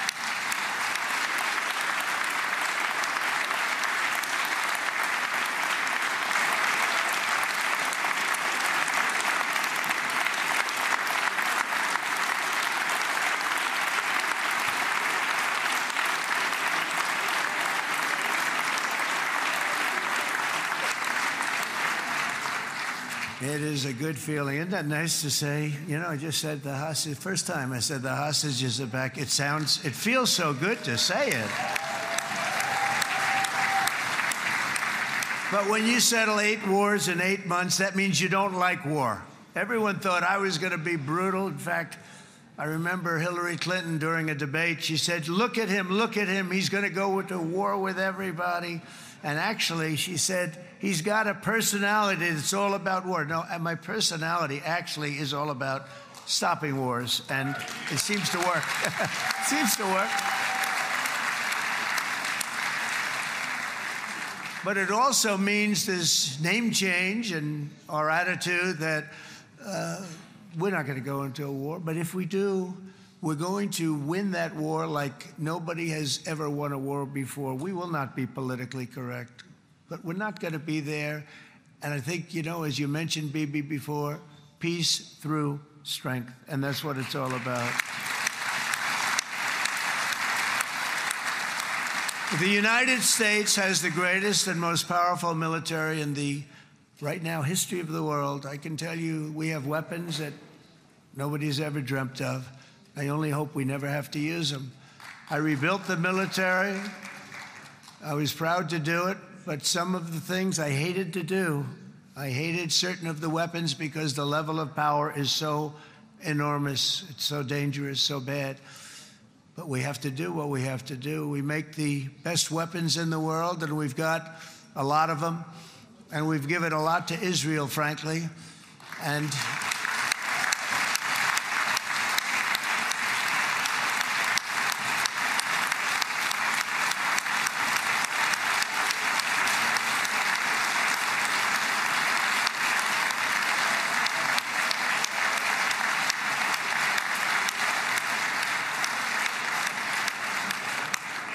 I mean, Bibi would call me so many times, can you get me this weapon, that weapon, that weapon? Some of them I never heard of, Bibi, and I made them. But we'd get them here, wouldn't we? And they are the best. They are the best. But you used them well. It also takes people that know how to use them. And you obviously used them very well. But so many that Israel became strong and powerful, which ultimately led to peace. That's what led to peace. So as we celebrate today, let us remember how this nightmare of depravity and death all began.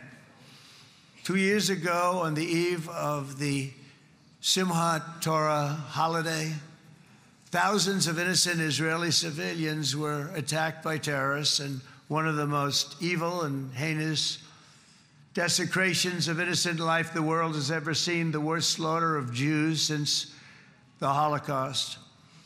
The cruelty of October 7th struck to the core of humanity itself. Nobody could believe what they were witnessing. The United States of America grieved alongside you, and we mourned for our own citizens who were so viciously taken that day. And to all the families whose lives were forever changed by the atrocities of that day, and all of the people of Israel, please know that America joins you in those two everlasting vows: never forget and never again.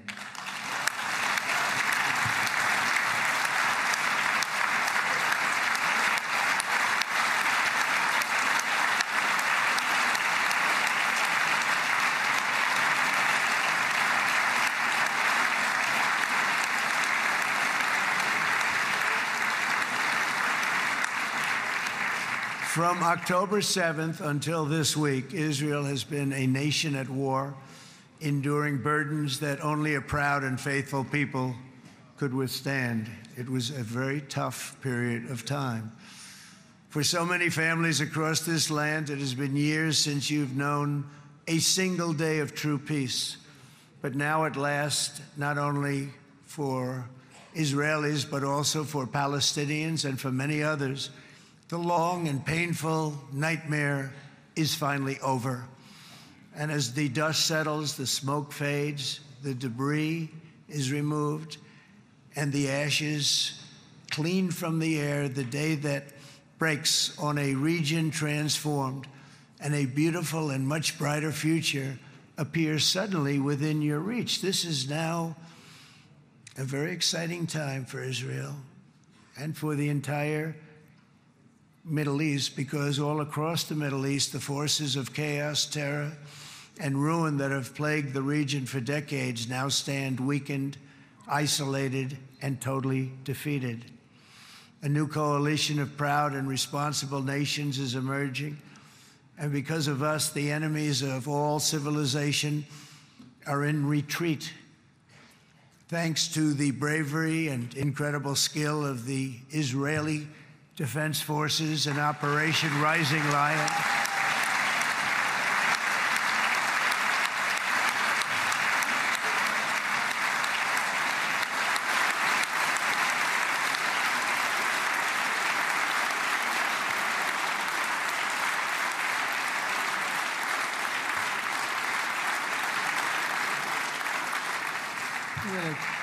Guy's central casting. Let's put him in a movie. Look at him. Great job. And my people loved working with you. Loved it. They worked so well together. But many of Iran's top terrorists, including nuclear scientists and commanders, have been extinguished from this earth. And with Operation Midnight Hammer, boy, that's a great name for that, what we did. Last June, the United States military flew 7 of those beautiful B-2 bombers. They look so beautiful all of a sudden. They were always, I thought they were pretty planes. I had no idea they could do what they did. In fact, we just ordered 28 more of them. A little updated version. We ordered a whole pile of them. And almost 100 other planes went with them, including fighter jets. And we had 52 tankers, big, beautiful, brand new tankers that were loading them up 4 or 5 times. They've traveled 37 hours back and forth, think of that.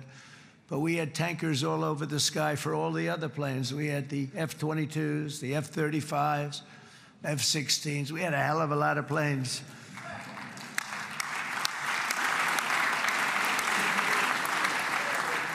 So we had 52 gas stations in the sky. That's what they call them. I'll tell you, I wouldn't want to be flying one of them. We have our great General Raisin Cain right here. General, stand up. This guy, what a general. Thank you.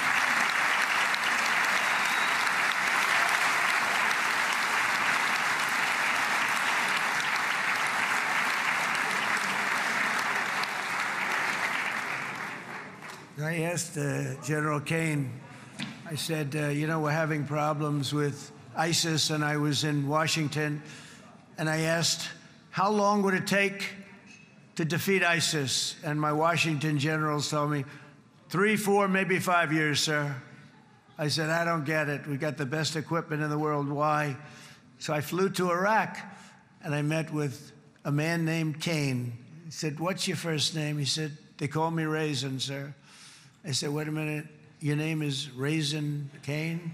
I've been looking for you for a long time. You gotta be kidding. So they told me 3, 4, 5 years to defeat ISIS.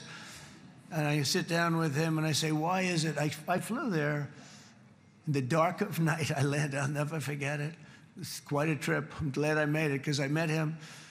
I said, could I ask you, General? I come down. He said with another general and a sergeant. Everybody was like central casting. They could go into a movie right now. Between him and you guys over here, we could get rich making movies, okay? And they got along so great. That's the beautiful thing, that your military and our military, BB, got along so great. But I was told by the television generals in Washington, we have the best equipment in the world. Why is it taking so long? And they said, 4 years. I said, so let me ask you, Raisin, how long would it take you to defeat ISIS? Sir, we can do it in 3 weeks, but you'll probably have some time left over. I said, you gotta be kidding. What the hell are you talking about? They said 4 years. I said, well, sir, look, it's not my place to say, but you're asking me the question. What you have to do is you hit him from the west, you hit him from the north, you hit him from the south, you hit him above, you hit him below. I said, so why didn't they do it?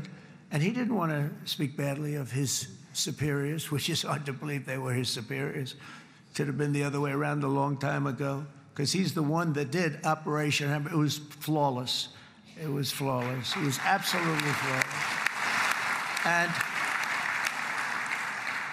And I said, so you really think you can do it in 4 weeks? Yes, sir, 100%. You have to do it differently than they were doing it. They were using one base and it was hundreds of miles away. And he says, we have all these portable bases all over the Middle East. And they didn't want to use them because they didn't want to offend the country where the portable, they wouldn't have even known what the hell the planes were going up, right? They wouldn't have known, but he said, no, they didn't want to defend anybody, offend anybody, and but we can do it in 4 weeks. I said, you sure about that? I'm going to call you back. I'll call you back on Monday. I'm going back to Washington. But you think 4 weeks? Yes, sir, I think we can do it in 4 weeks. We'll have time left over. So I call him on Monday. I say, you think you can do it? 4 weeks. I said, go ahead and do it. He did it. I'll tell you, he did it in 4 weeks, less than 4 weeks. So, General, stand up, please. Again, this is a real general. This is not a television general. He doesn't want to go on television.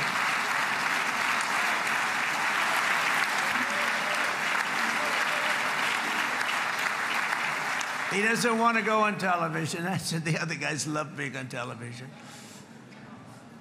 So we dropped 14 bombs on Iran's key nuclear facilities, totally, as I said originally, obliterating them. And that's been confirmed, and everybody understands it. Together we stopped the #1 state sponsor of terror from obtaining the world's most dangerous weapons.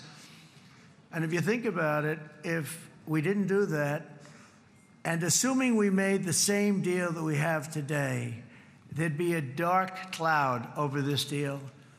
And #1, it wouldn't happen because the other Arab and Muslim nations really wouldn't feel comfortable making the deal that we have now, right? If Iran had that nuclear weapon that they were about 2 months away from having. They would have had it in 2 months or maybe less than that. They were right at, this was our last shot. They looked at it for 22 years. This was our last shot. The pilots told me that. They said, 22 years, sir, they looked at it. Our predecessors looked, they studied it. 3 times a year would do drills on that exact attack. And boy, did they get it right. But let's assume they didn't, and let's assume there was large-scale nuclear weapons in the hands of Iran. We couldn't be here today. Even if we signed the deal, which we couldn't do because a lot of people would not want to have anything to do with it, we took a big cloud off of the Middle East and off of Israel.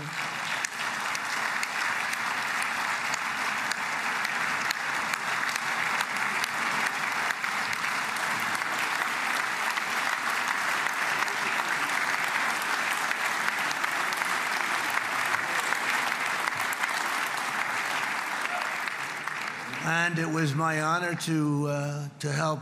But isn't it true, though, that can you imagine the same, let's assume, Bibi, the same documents, we had everything the same, but you had somebody out there that was, in the opinion of everybody, all-powerful in the Middle East. They took a big hit, didn't they? Didn't they take a big hit? Boy, oh boy. They got hit from one side, from the other. And you know, it would be great if we could make a peace deal with them. And I think that's maybe, would you be happy with that? Wouldn't it be nice, I think? Because I think they want to. I think they're tired. Somebody said, sir, they're starting their nuclear program again. I said, let me tell you something. They're not starting anything. They want to survive. The last thing they want to do is start digging holes again in mountains that just got blown up and start. They're not doing this. They want to survive, okay? But I think we have a chance. Steve, you, and I think Jared, come on, I'll call you back for another one. We always bring Jared when we want to get that deal closed. We bring Jared, but Steve, you and Jared and the General and Pete and Marco, you'll get that deal done easy. I think that'll be easy. But first we have to get Russia done. We got to get that one done. If you don't mind, Steve, let's focus on Russia first, all right? We'll get it done. In Lebanon, the dagger of Hezbollah, long aimed at Israel's throat, has been totally shattered. My administration is actively supporting the new president of Lebanon in his mission to permanently disarm Hezbollah's terror brigades. He's doing very well. And build a thriving state at peace with its neighbors. And you're very much in favor of that, I know. And good things are happening there, really good things. And with this week's ceasefire, we've achieved the most challenging breakthrough of them all, the most challenging breakthrough maybe ever. I mean, I've never seen anything like it. I've been involved in a lot of success. I have never seen anything like what's going on today all over the world. People are dancing in the streets, not just in Israel. They're dancing in the streets of countries that would have never danced in the street about what's happening today. They're dancing in those streets. So this long and difficult war has now ended. You know, some people say 3,000 years, some people say 500 years, whatever it is. It's the granddaddy of them all. And in an unprecedented achievement, virtually the entire region has endorsed the plan that Gaza will be immediately demilitarized, that Hamas will be disarmed, and Israel's security will no longer be threatened in any way, shape, or form.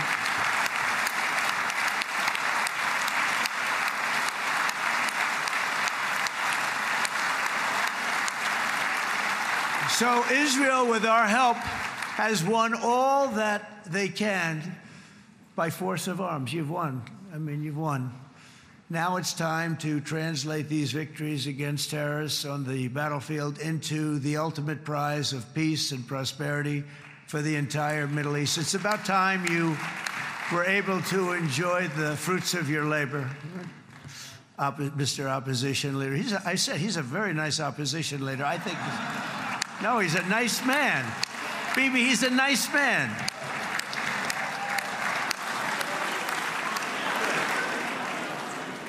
He knows what he's doing, right?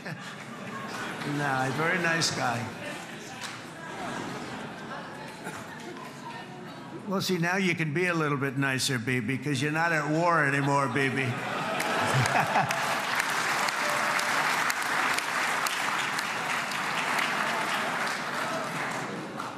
But only by embracing the opportunities of this moment can we achieve our goal of ensuring that the horrors of recent years will never happen again. You don't want to have to go through this again. 8 years ago, I came to this region on a very special first trip abroad as the President of the United States. I came here very early at your request. I addressed the leaders of the Arab and Muslim world gathered in Saudi Arabia and said that it was time to build a future free of the grip of extremism and terror. And interestingly, right now, as soon as I'm finished, I'm quite late. You've kept me quite late between opposition leaders and Bibi's brilliant but very long speech.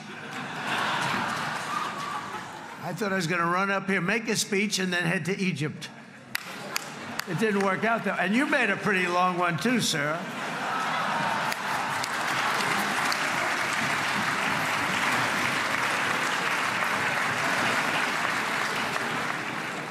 But I liked what you all said. It could be worse. Supposing on top of it, I didn't like what you said. That would be no good, Ron, would it? Ron, you did a great job, by the way, Ron.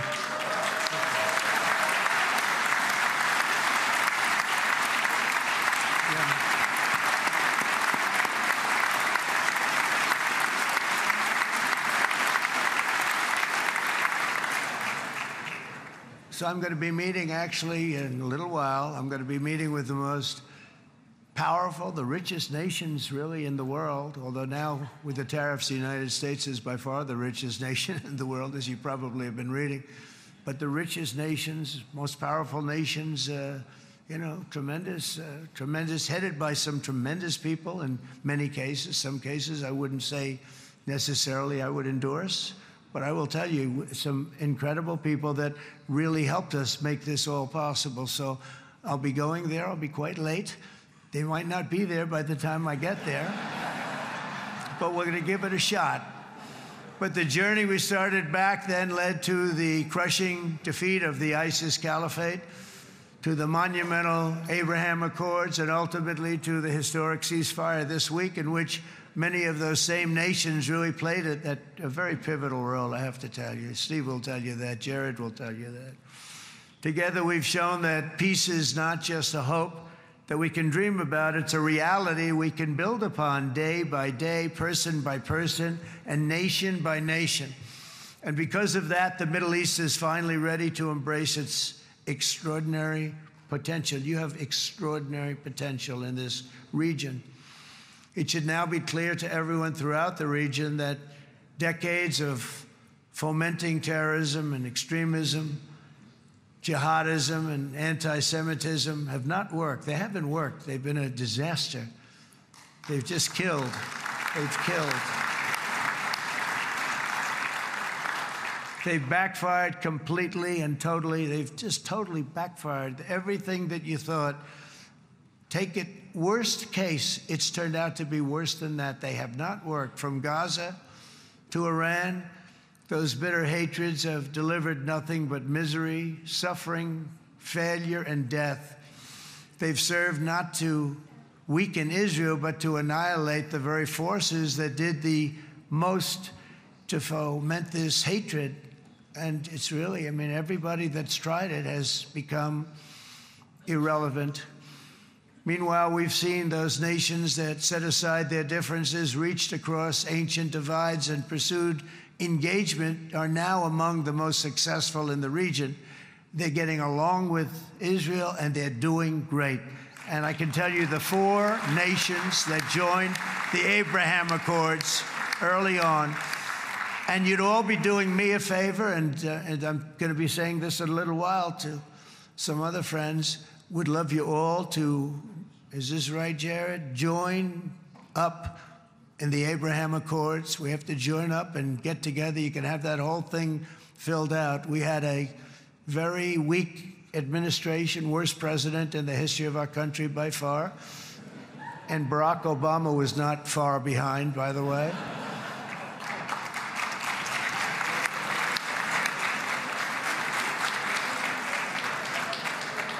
And they did nothing with this incredible document, the Abraham Accords, but now you can fill them up. Now you have peace, you have people that really like Israel. I'll tell you what, and they like Israel a lot more today than they did even 5 weeks ago. Like, you've made a lot of, you've come back. You've come back strong, because it was getting to be a little nasty out there in the world, and ultimately the world wins. You can't beat the world. Or I would say to Bibi, it's now time. And he understood it better than anybody, because ultimately, you know, the world's a very big place. And I've said a lot. I said, this piece of land is very small. It's unbelievable what you've done with that tiny, you look at a map even of just, not the world, the Middle East, and you have this little dot. And think of what you've done. It's incredible. It's incredible.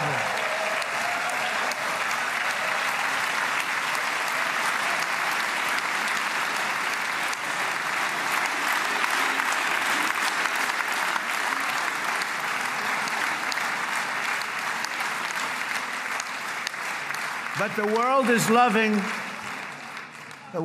loving Israel again. And I said to Bibi, you know, the world is big and it's strong. And Ron, ultimately, the world wins. And we don't have to worry about that now. But there was getting to be a period of time over the last few months, you know, the world wanted peace and Israel wanted peace. Everybody did. Everybody did. And what a victory it's been, right? What a victory it's been. If you would have gone on for 3, 4 more years, keep fighting, it was getting bad. It was getting heated. The timing of this is brilliant. And I said, Bibi, you're going to be remembered for this far more than if you kept this thing going, kill. It would be it would not be the same. And I just want to congratulate you for having the courage to say, that's it, we've won. And now let's enjoy our lives and let's rebuild Israel and make it stronger and bigger and better than it's ever been before. We're going to do that. Took a lot of guts. And the choice for Palestinians could not be more clear. This is their chance to turn forever from the path of terror and violence. It's been extreme, to exile the wicked forces of hate that are in their midst, and I think that's going to happen. I've met some people over the last couple of months that want to see it happen very much, and after tremendous pain and death and hardship, now is the time to concentrate on building their people up instead of trying to tear Israel down. We don't want that to happen again. And the total focus of Gazans must be on restoring the fundamentals of stability, safety, dignity, and economic development so they can finally have the better life that their children really do deserve after all these decades of horror. I intend to be a partner in this effort in the sense that we're going to help and we're going to do something that became unbelievably popular. Everybody wants to be on it. It's called the Board of Peace, okay? How about that? Is that a beautiful name? Like a board of peace.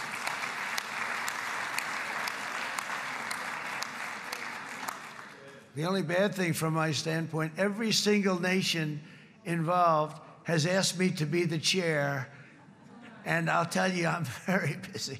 I didn't count on that, but you know what? If we do it, we'll do it right, and we have unbelievable power and wealth, because you're going to need wealth. You're going to need wealth to rebuild things, and they have wealth like few people have wealth. I want to thank the Arab and Muslim nations for their commitment that they've made to support a safe rebuilding of Gaza and beyond. I have many Arab countries, very wealthy countries, that came up and said, we'll put up tremendous amounts of money to get rebuild Gaza, and I think that's going to happen. The power, they want dignity, they want to come forward, and they want to say, and I want to say who they are, because what they're doing is going to be, I think, something that you're going to be very impressed with, Bibi, and you need that. You need the kind of economic power that they have, and they want to see it work, and they want to see it be safe, and they want to see it be good for Israel, too.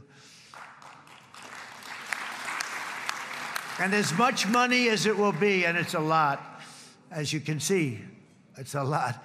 For these countries, it's relatively little relative to their worth. It's really a lot of money like most people could never even conceive, but for these countries, it's not that much, especially because it ensures success and stability in the Middle East, which is what they want to see. So many of them will be with us in Egypt in a little while, I think. I'm not sure. They may be gone. They may have taken their Boeing 747s and left. I said, what kind of a plane do you fly? 747. I said, that's a large plane.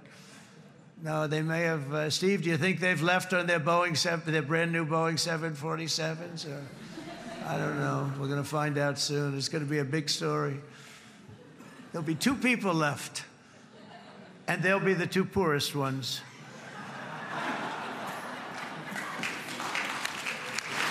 But it will be the wealthiest and most powerful group of nations. So the group that we have assembled, that's waiting for us, is the wealthiest and most powerful group ever assembled at one time. There has never been a group like this. And they're only looking for good. They want good. They're going to do good. And as those commitments are made, I'm going to let the world know who's doing it, because they really deserve to get the credit. And some of them probably won't want the credit, but they deserve it. It's more obvious than ever that the productive and responsible nations of this region should not be enemies or adversaries. You should be partners and eventually even friends, and that's what's going to happen. I know it. Together you can stand against the forces of chaos. Yeah, you go ahead. That's an important point.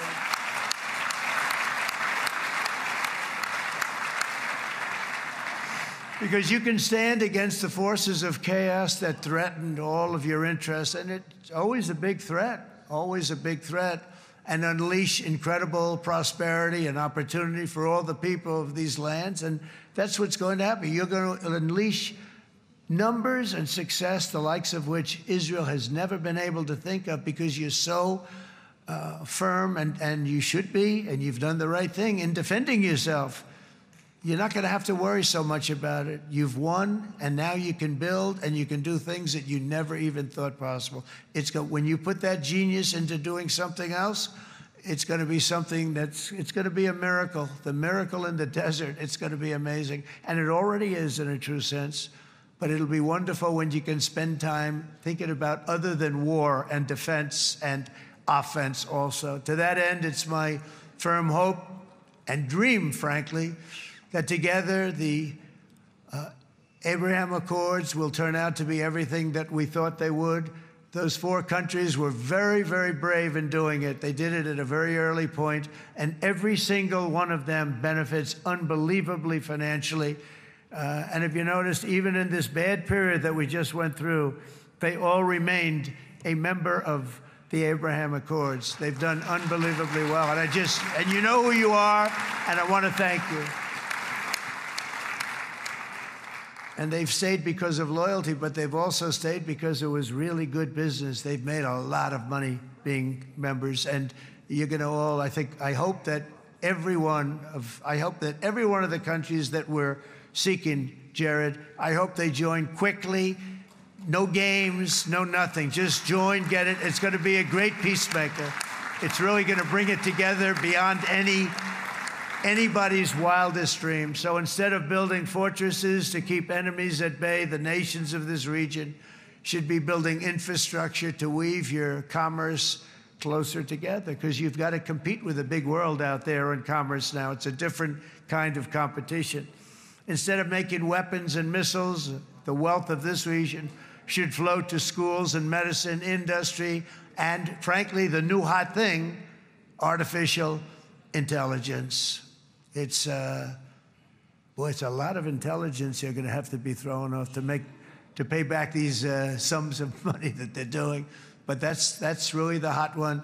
And I might say that the United States, a year ago, was a dead country. I say it to people. I heard it first from the King of Saudi Arabia. I then heard it from UAE. I heard it from Qatar. I heard it from many other countries. A year ago, the United States of America was a dead country. Now it's the hottest country anywhere in the world. It is the hottest. There's no question about it.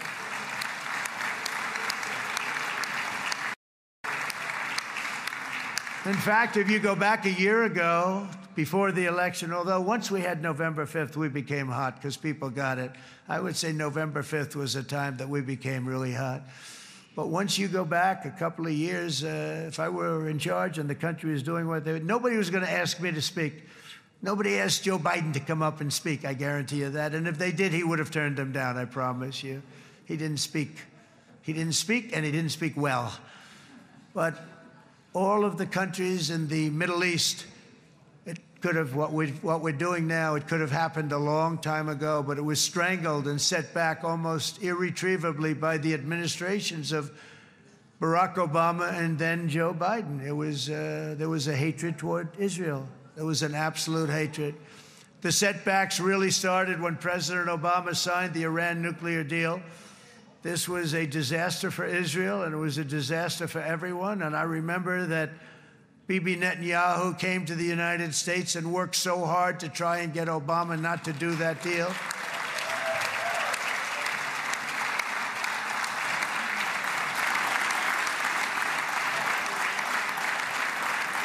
He worked so hard.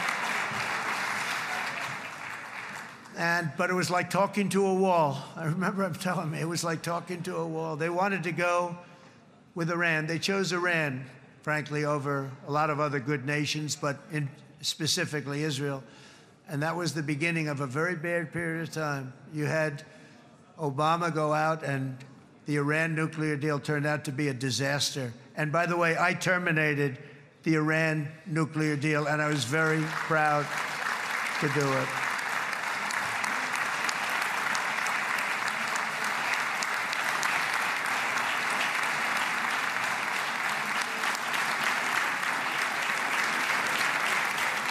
Yet even to Iran, whose regime has inflicted so much death on the Middle East, the hand of friendship and cooperation is open. I'm telling you, they want to make a deal. That's all I do in my life. I make deals. I'm good at it. I've always been good at it. And I know when they want. Even if they said, we don't want to make a deal, I can tell you they want to make a deal. All right, they do. They want to make a deal, and we're going to see if we can do something, because this is crazy what's happening, and we're not going to have this anymore. Neither the United States nor Israel bear the people of Iran any hostility. We merely want to live in peace. We don't want any looming threats over our heads, and we don't want to even think in terms of nuclear destruction. It's not going to happen, never will happen.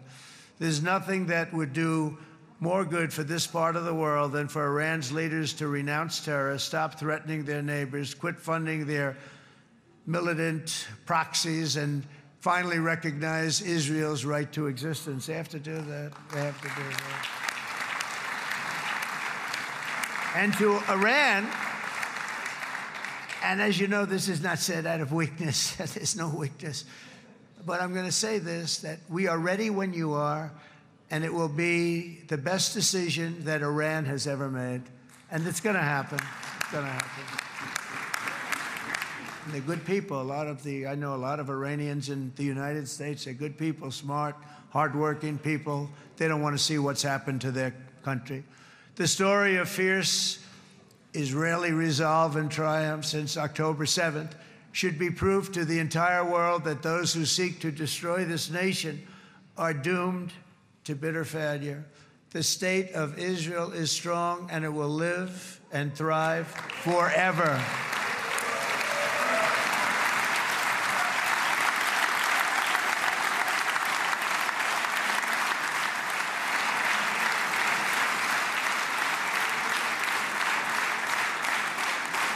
And that is why Israel will always remain a vital ally of the United States of America. Israelis share our values, field one of the world's most powerful militaries. You really do. You have an amazing, what a job you've done. And have one of the most innovative economies on earth. Those are just a few of the reasons why I'm proud to be the best friend that Israel has ever had. And they all say it in the White House. They all say it. I guess it's true because everybody says it, baby. You said it today. Thank you. But as president, I terminated the disastrous Iran nuclear deal, and ultimately I terminated Iran's nuclear program with things called B-2 bombers. It was swift, and it was accurate, and it was a military beauty. I authorized the spending of billions of dollars, which went to Israel's defense, as you know. And after years of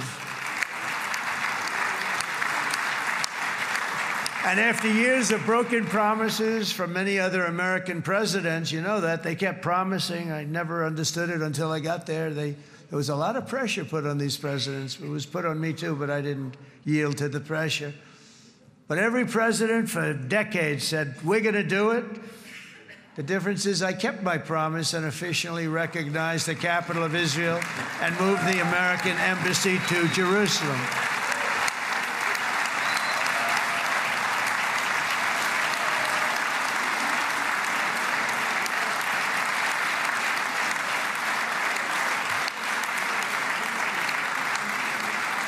Isn't that right, Miriam? Look at Miriam. She's back there. Stand up, Miriam. Stand up.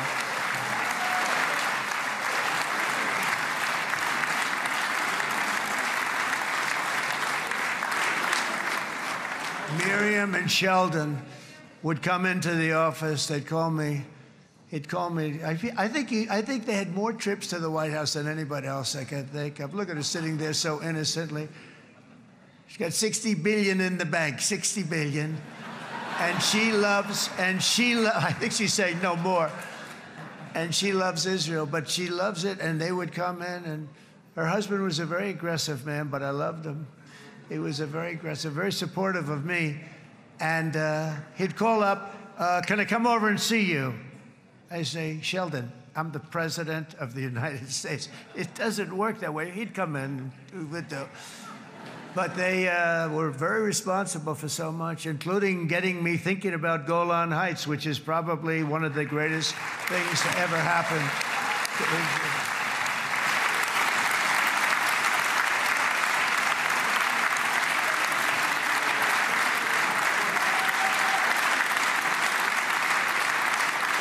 Miriam, stand up, please.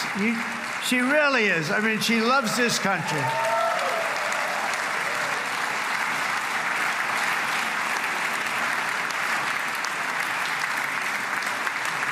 She loves this country. Her and her husband are so incredible. We miss him so dearly. But I actually asked her, I'm going to get her in trouble with this, but I actually asked her once, I said, so Miriam, I know you love Israel. What do you love more, the United States or Israel? She refused to answer. That might mean Israel, I must say. We love you. Thank you, darling, for being here. That's a great honor. Great honor. She's a wonderful woman. She is a great woman. I've always stood for the people of this community, and I always will. I'll always be with you. I'm always going to be with you. I guess maybe something could happen to change my mind. Somebody that's really stupid gets into office and wants to do really bad things, but that's about it. We don't think we're going to have that happen. I hope we're not going to have that happen. And this man is a good man right here. These two men are good men right here.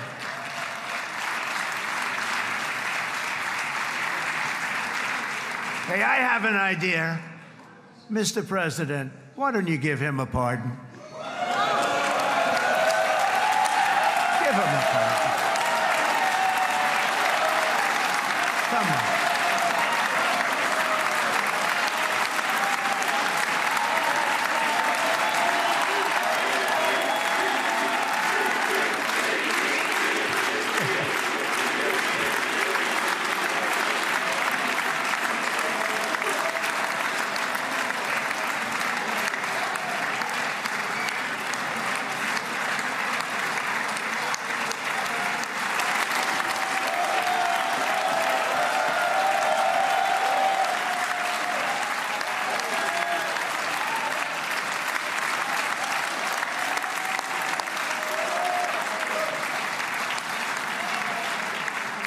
By the way, that was not in the speech, as you probably know.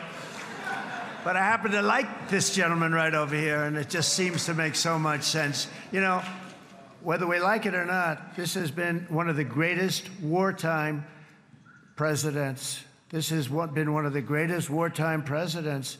And cigars and champagne, who the hell cares about that?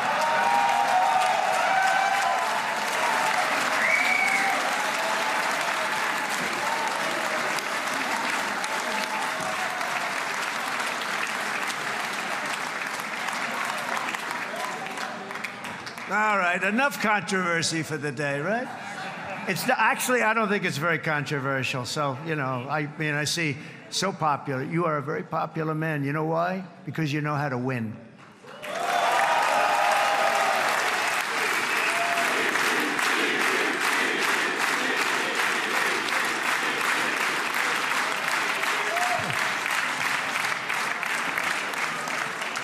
Over the past 2 years, I've met many of the families of the Israelis taken hostage and those that were taken hostage. Unbelievable. I've looked into their eyes. I've seen the worst nightmares of their suffering, but I've also seen something else, the beautiful love of the people, the love of people, frankly, that hold things together, the love that gives you the courage to carry on through thousands of years of persecution and repression and to emerge with the heart of David.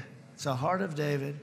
It's that love that's defeated the enemies of civilization, built this incredible country and this unbelievable economy, and forged one of the great democracies of the world.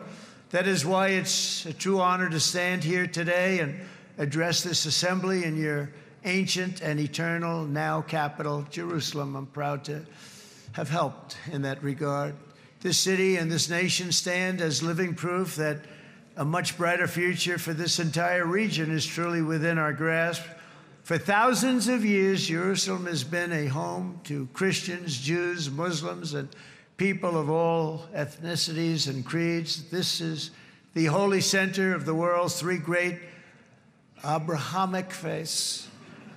I like that too. Adorned, it's the first time I've seen that word in a while. Adorned with their sacred sites and alive with their pilgrims and visitors from every corner of the globe.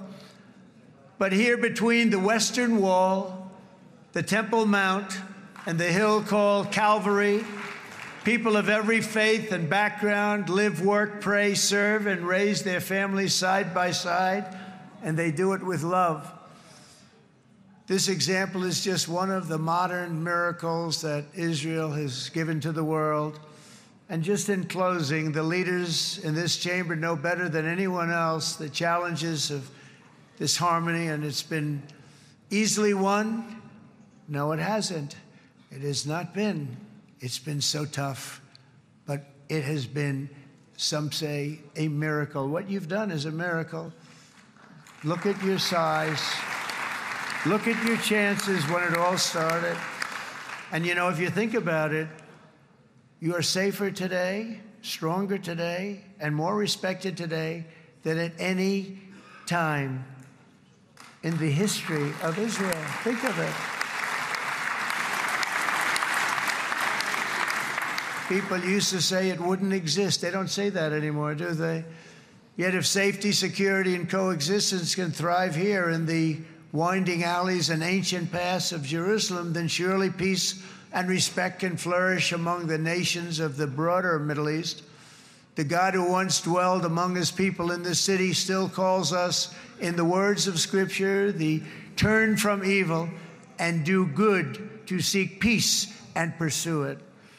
So he still whispers truth into the hills and knolls and valleys of his magnificent creation, and he still writes hope into the hearts of his children all over the world.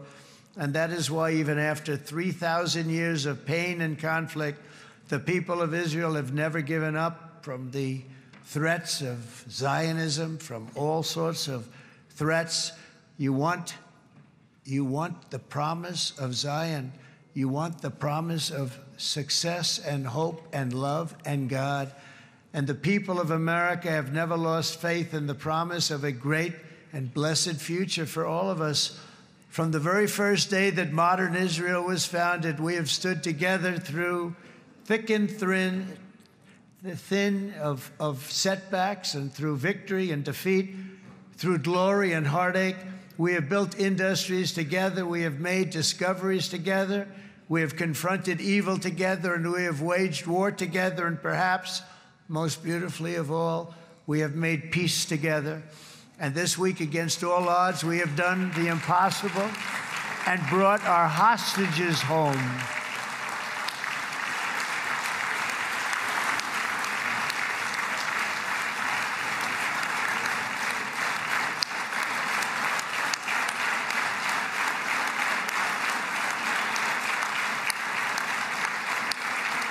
So now we're going to forge a future that is worthy of our heritage. We're going to build a legacy that all the people of this region can be proud of. New bonds of friendship, cooperation, and commerce will join Tel Aviv to Dubai, Haifa to Beirut, Jerusalem to Damascus, and from Israel to Egypt, from Saudi Arabia to Qatar, from India to Pakistan, from Indonesia to Iraq, from Syria to Bahrain, Turkey to Jordan, the United Arab Emirates to Oman, and Armenia to Azerbaijan, another war that I just settled. We are going to have hope, harmony, opportunity, and happiness here in the spiritual and geographic center of the entire world. That's what you are. Israel, America, and all of the nations of the Middle East will soon be safer, stronger, greater, and more prosperous than ever before.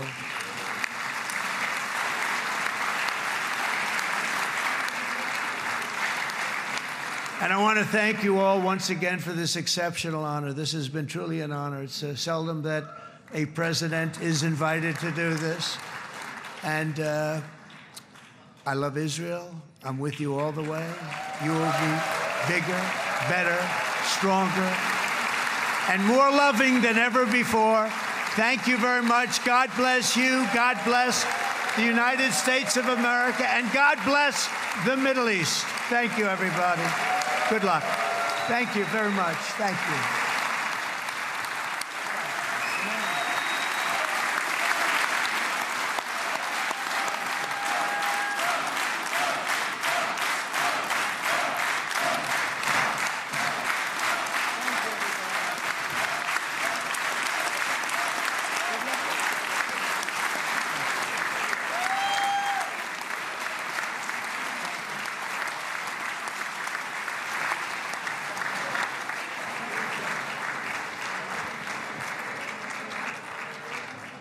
אני מודה לנשיא ארצות הברית של אמריקה על דבריו. חברות וחברי הכנסת, תם סדר היום. הישיבה הבאה תתקיים ביום שני, כ"ח בתשרי התשפ"ו, 20 באוקטובר 2025 בשעה 16:00. חג שמח ובשורות טובות. ישיבה זו נעולה. כבוד הנשיאים וכבוד יושב ראש הכנסת.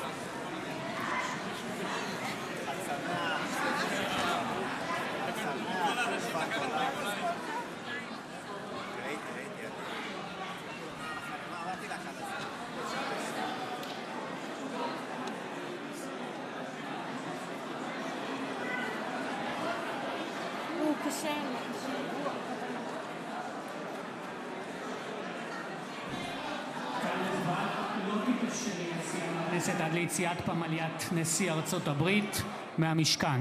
תודה.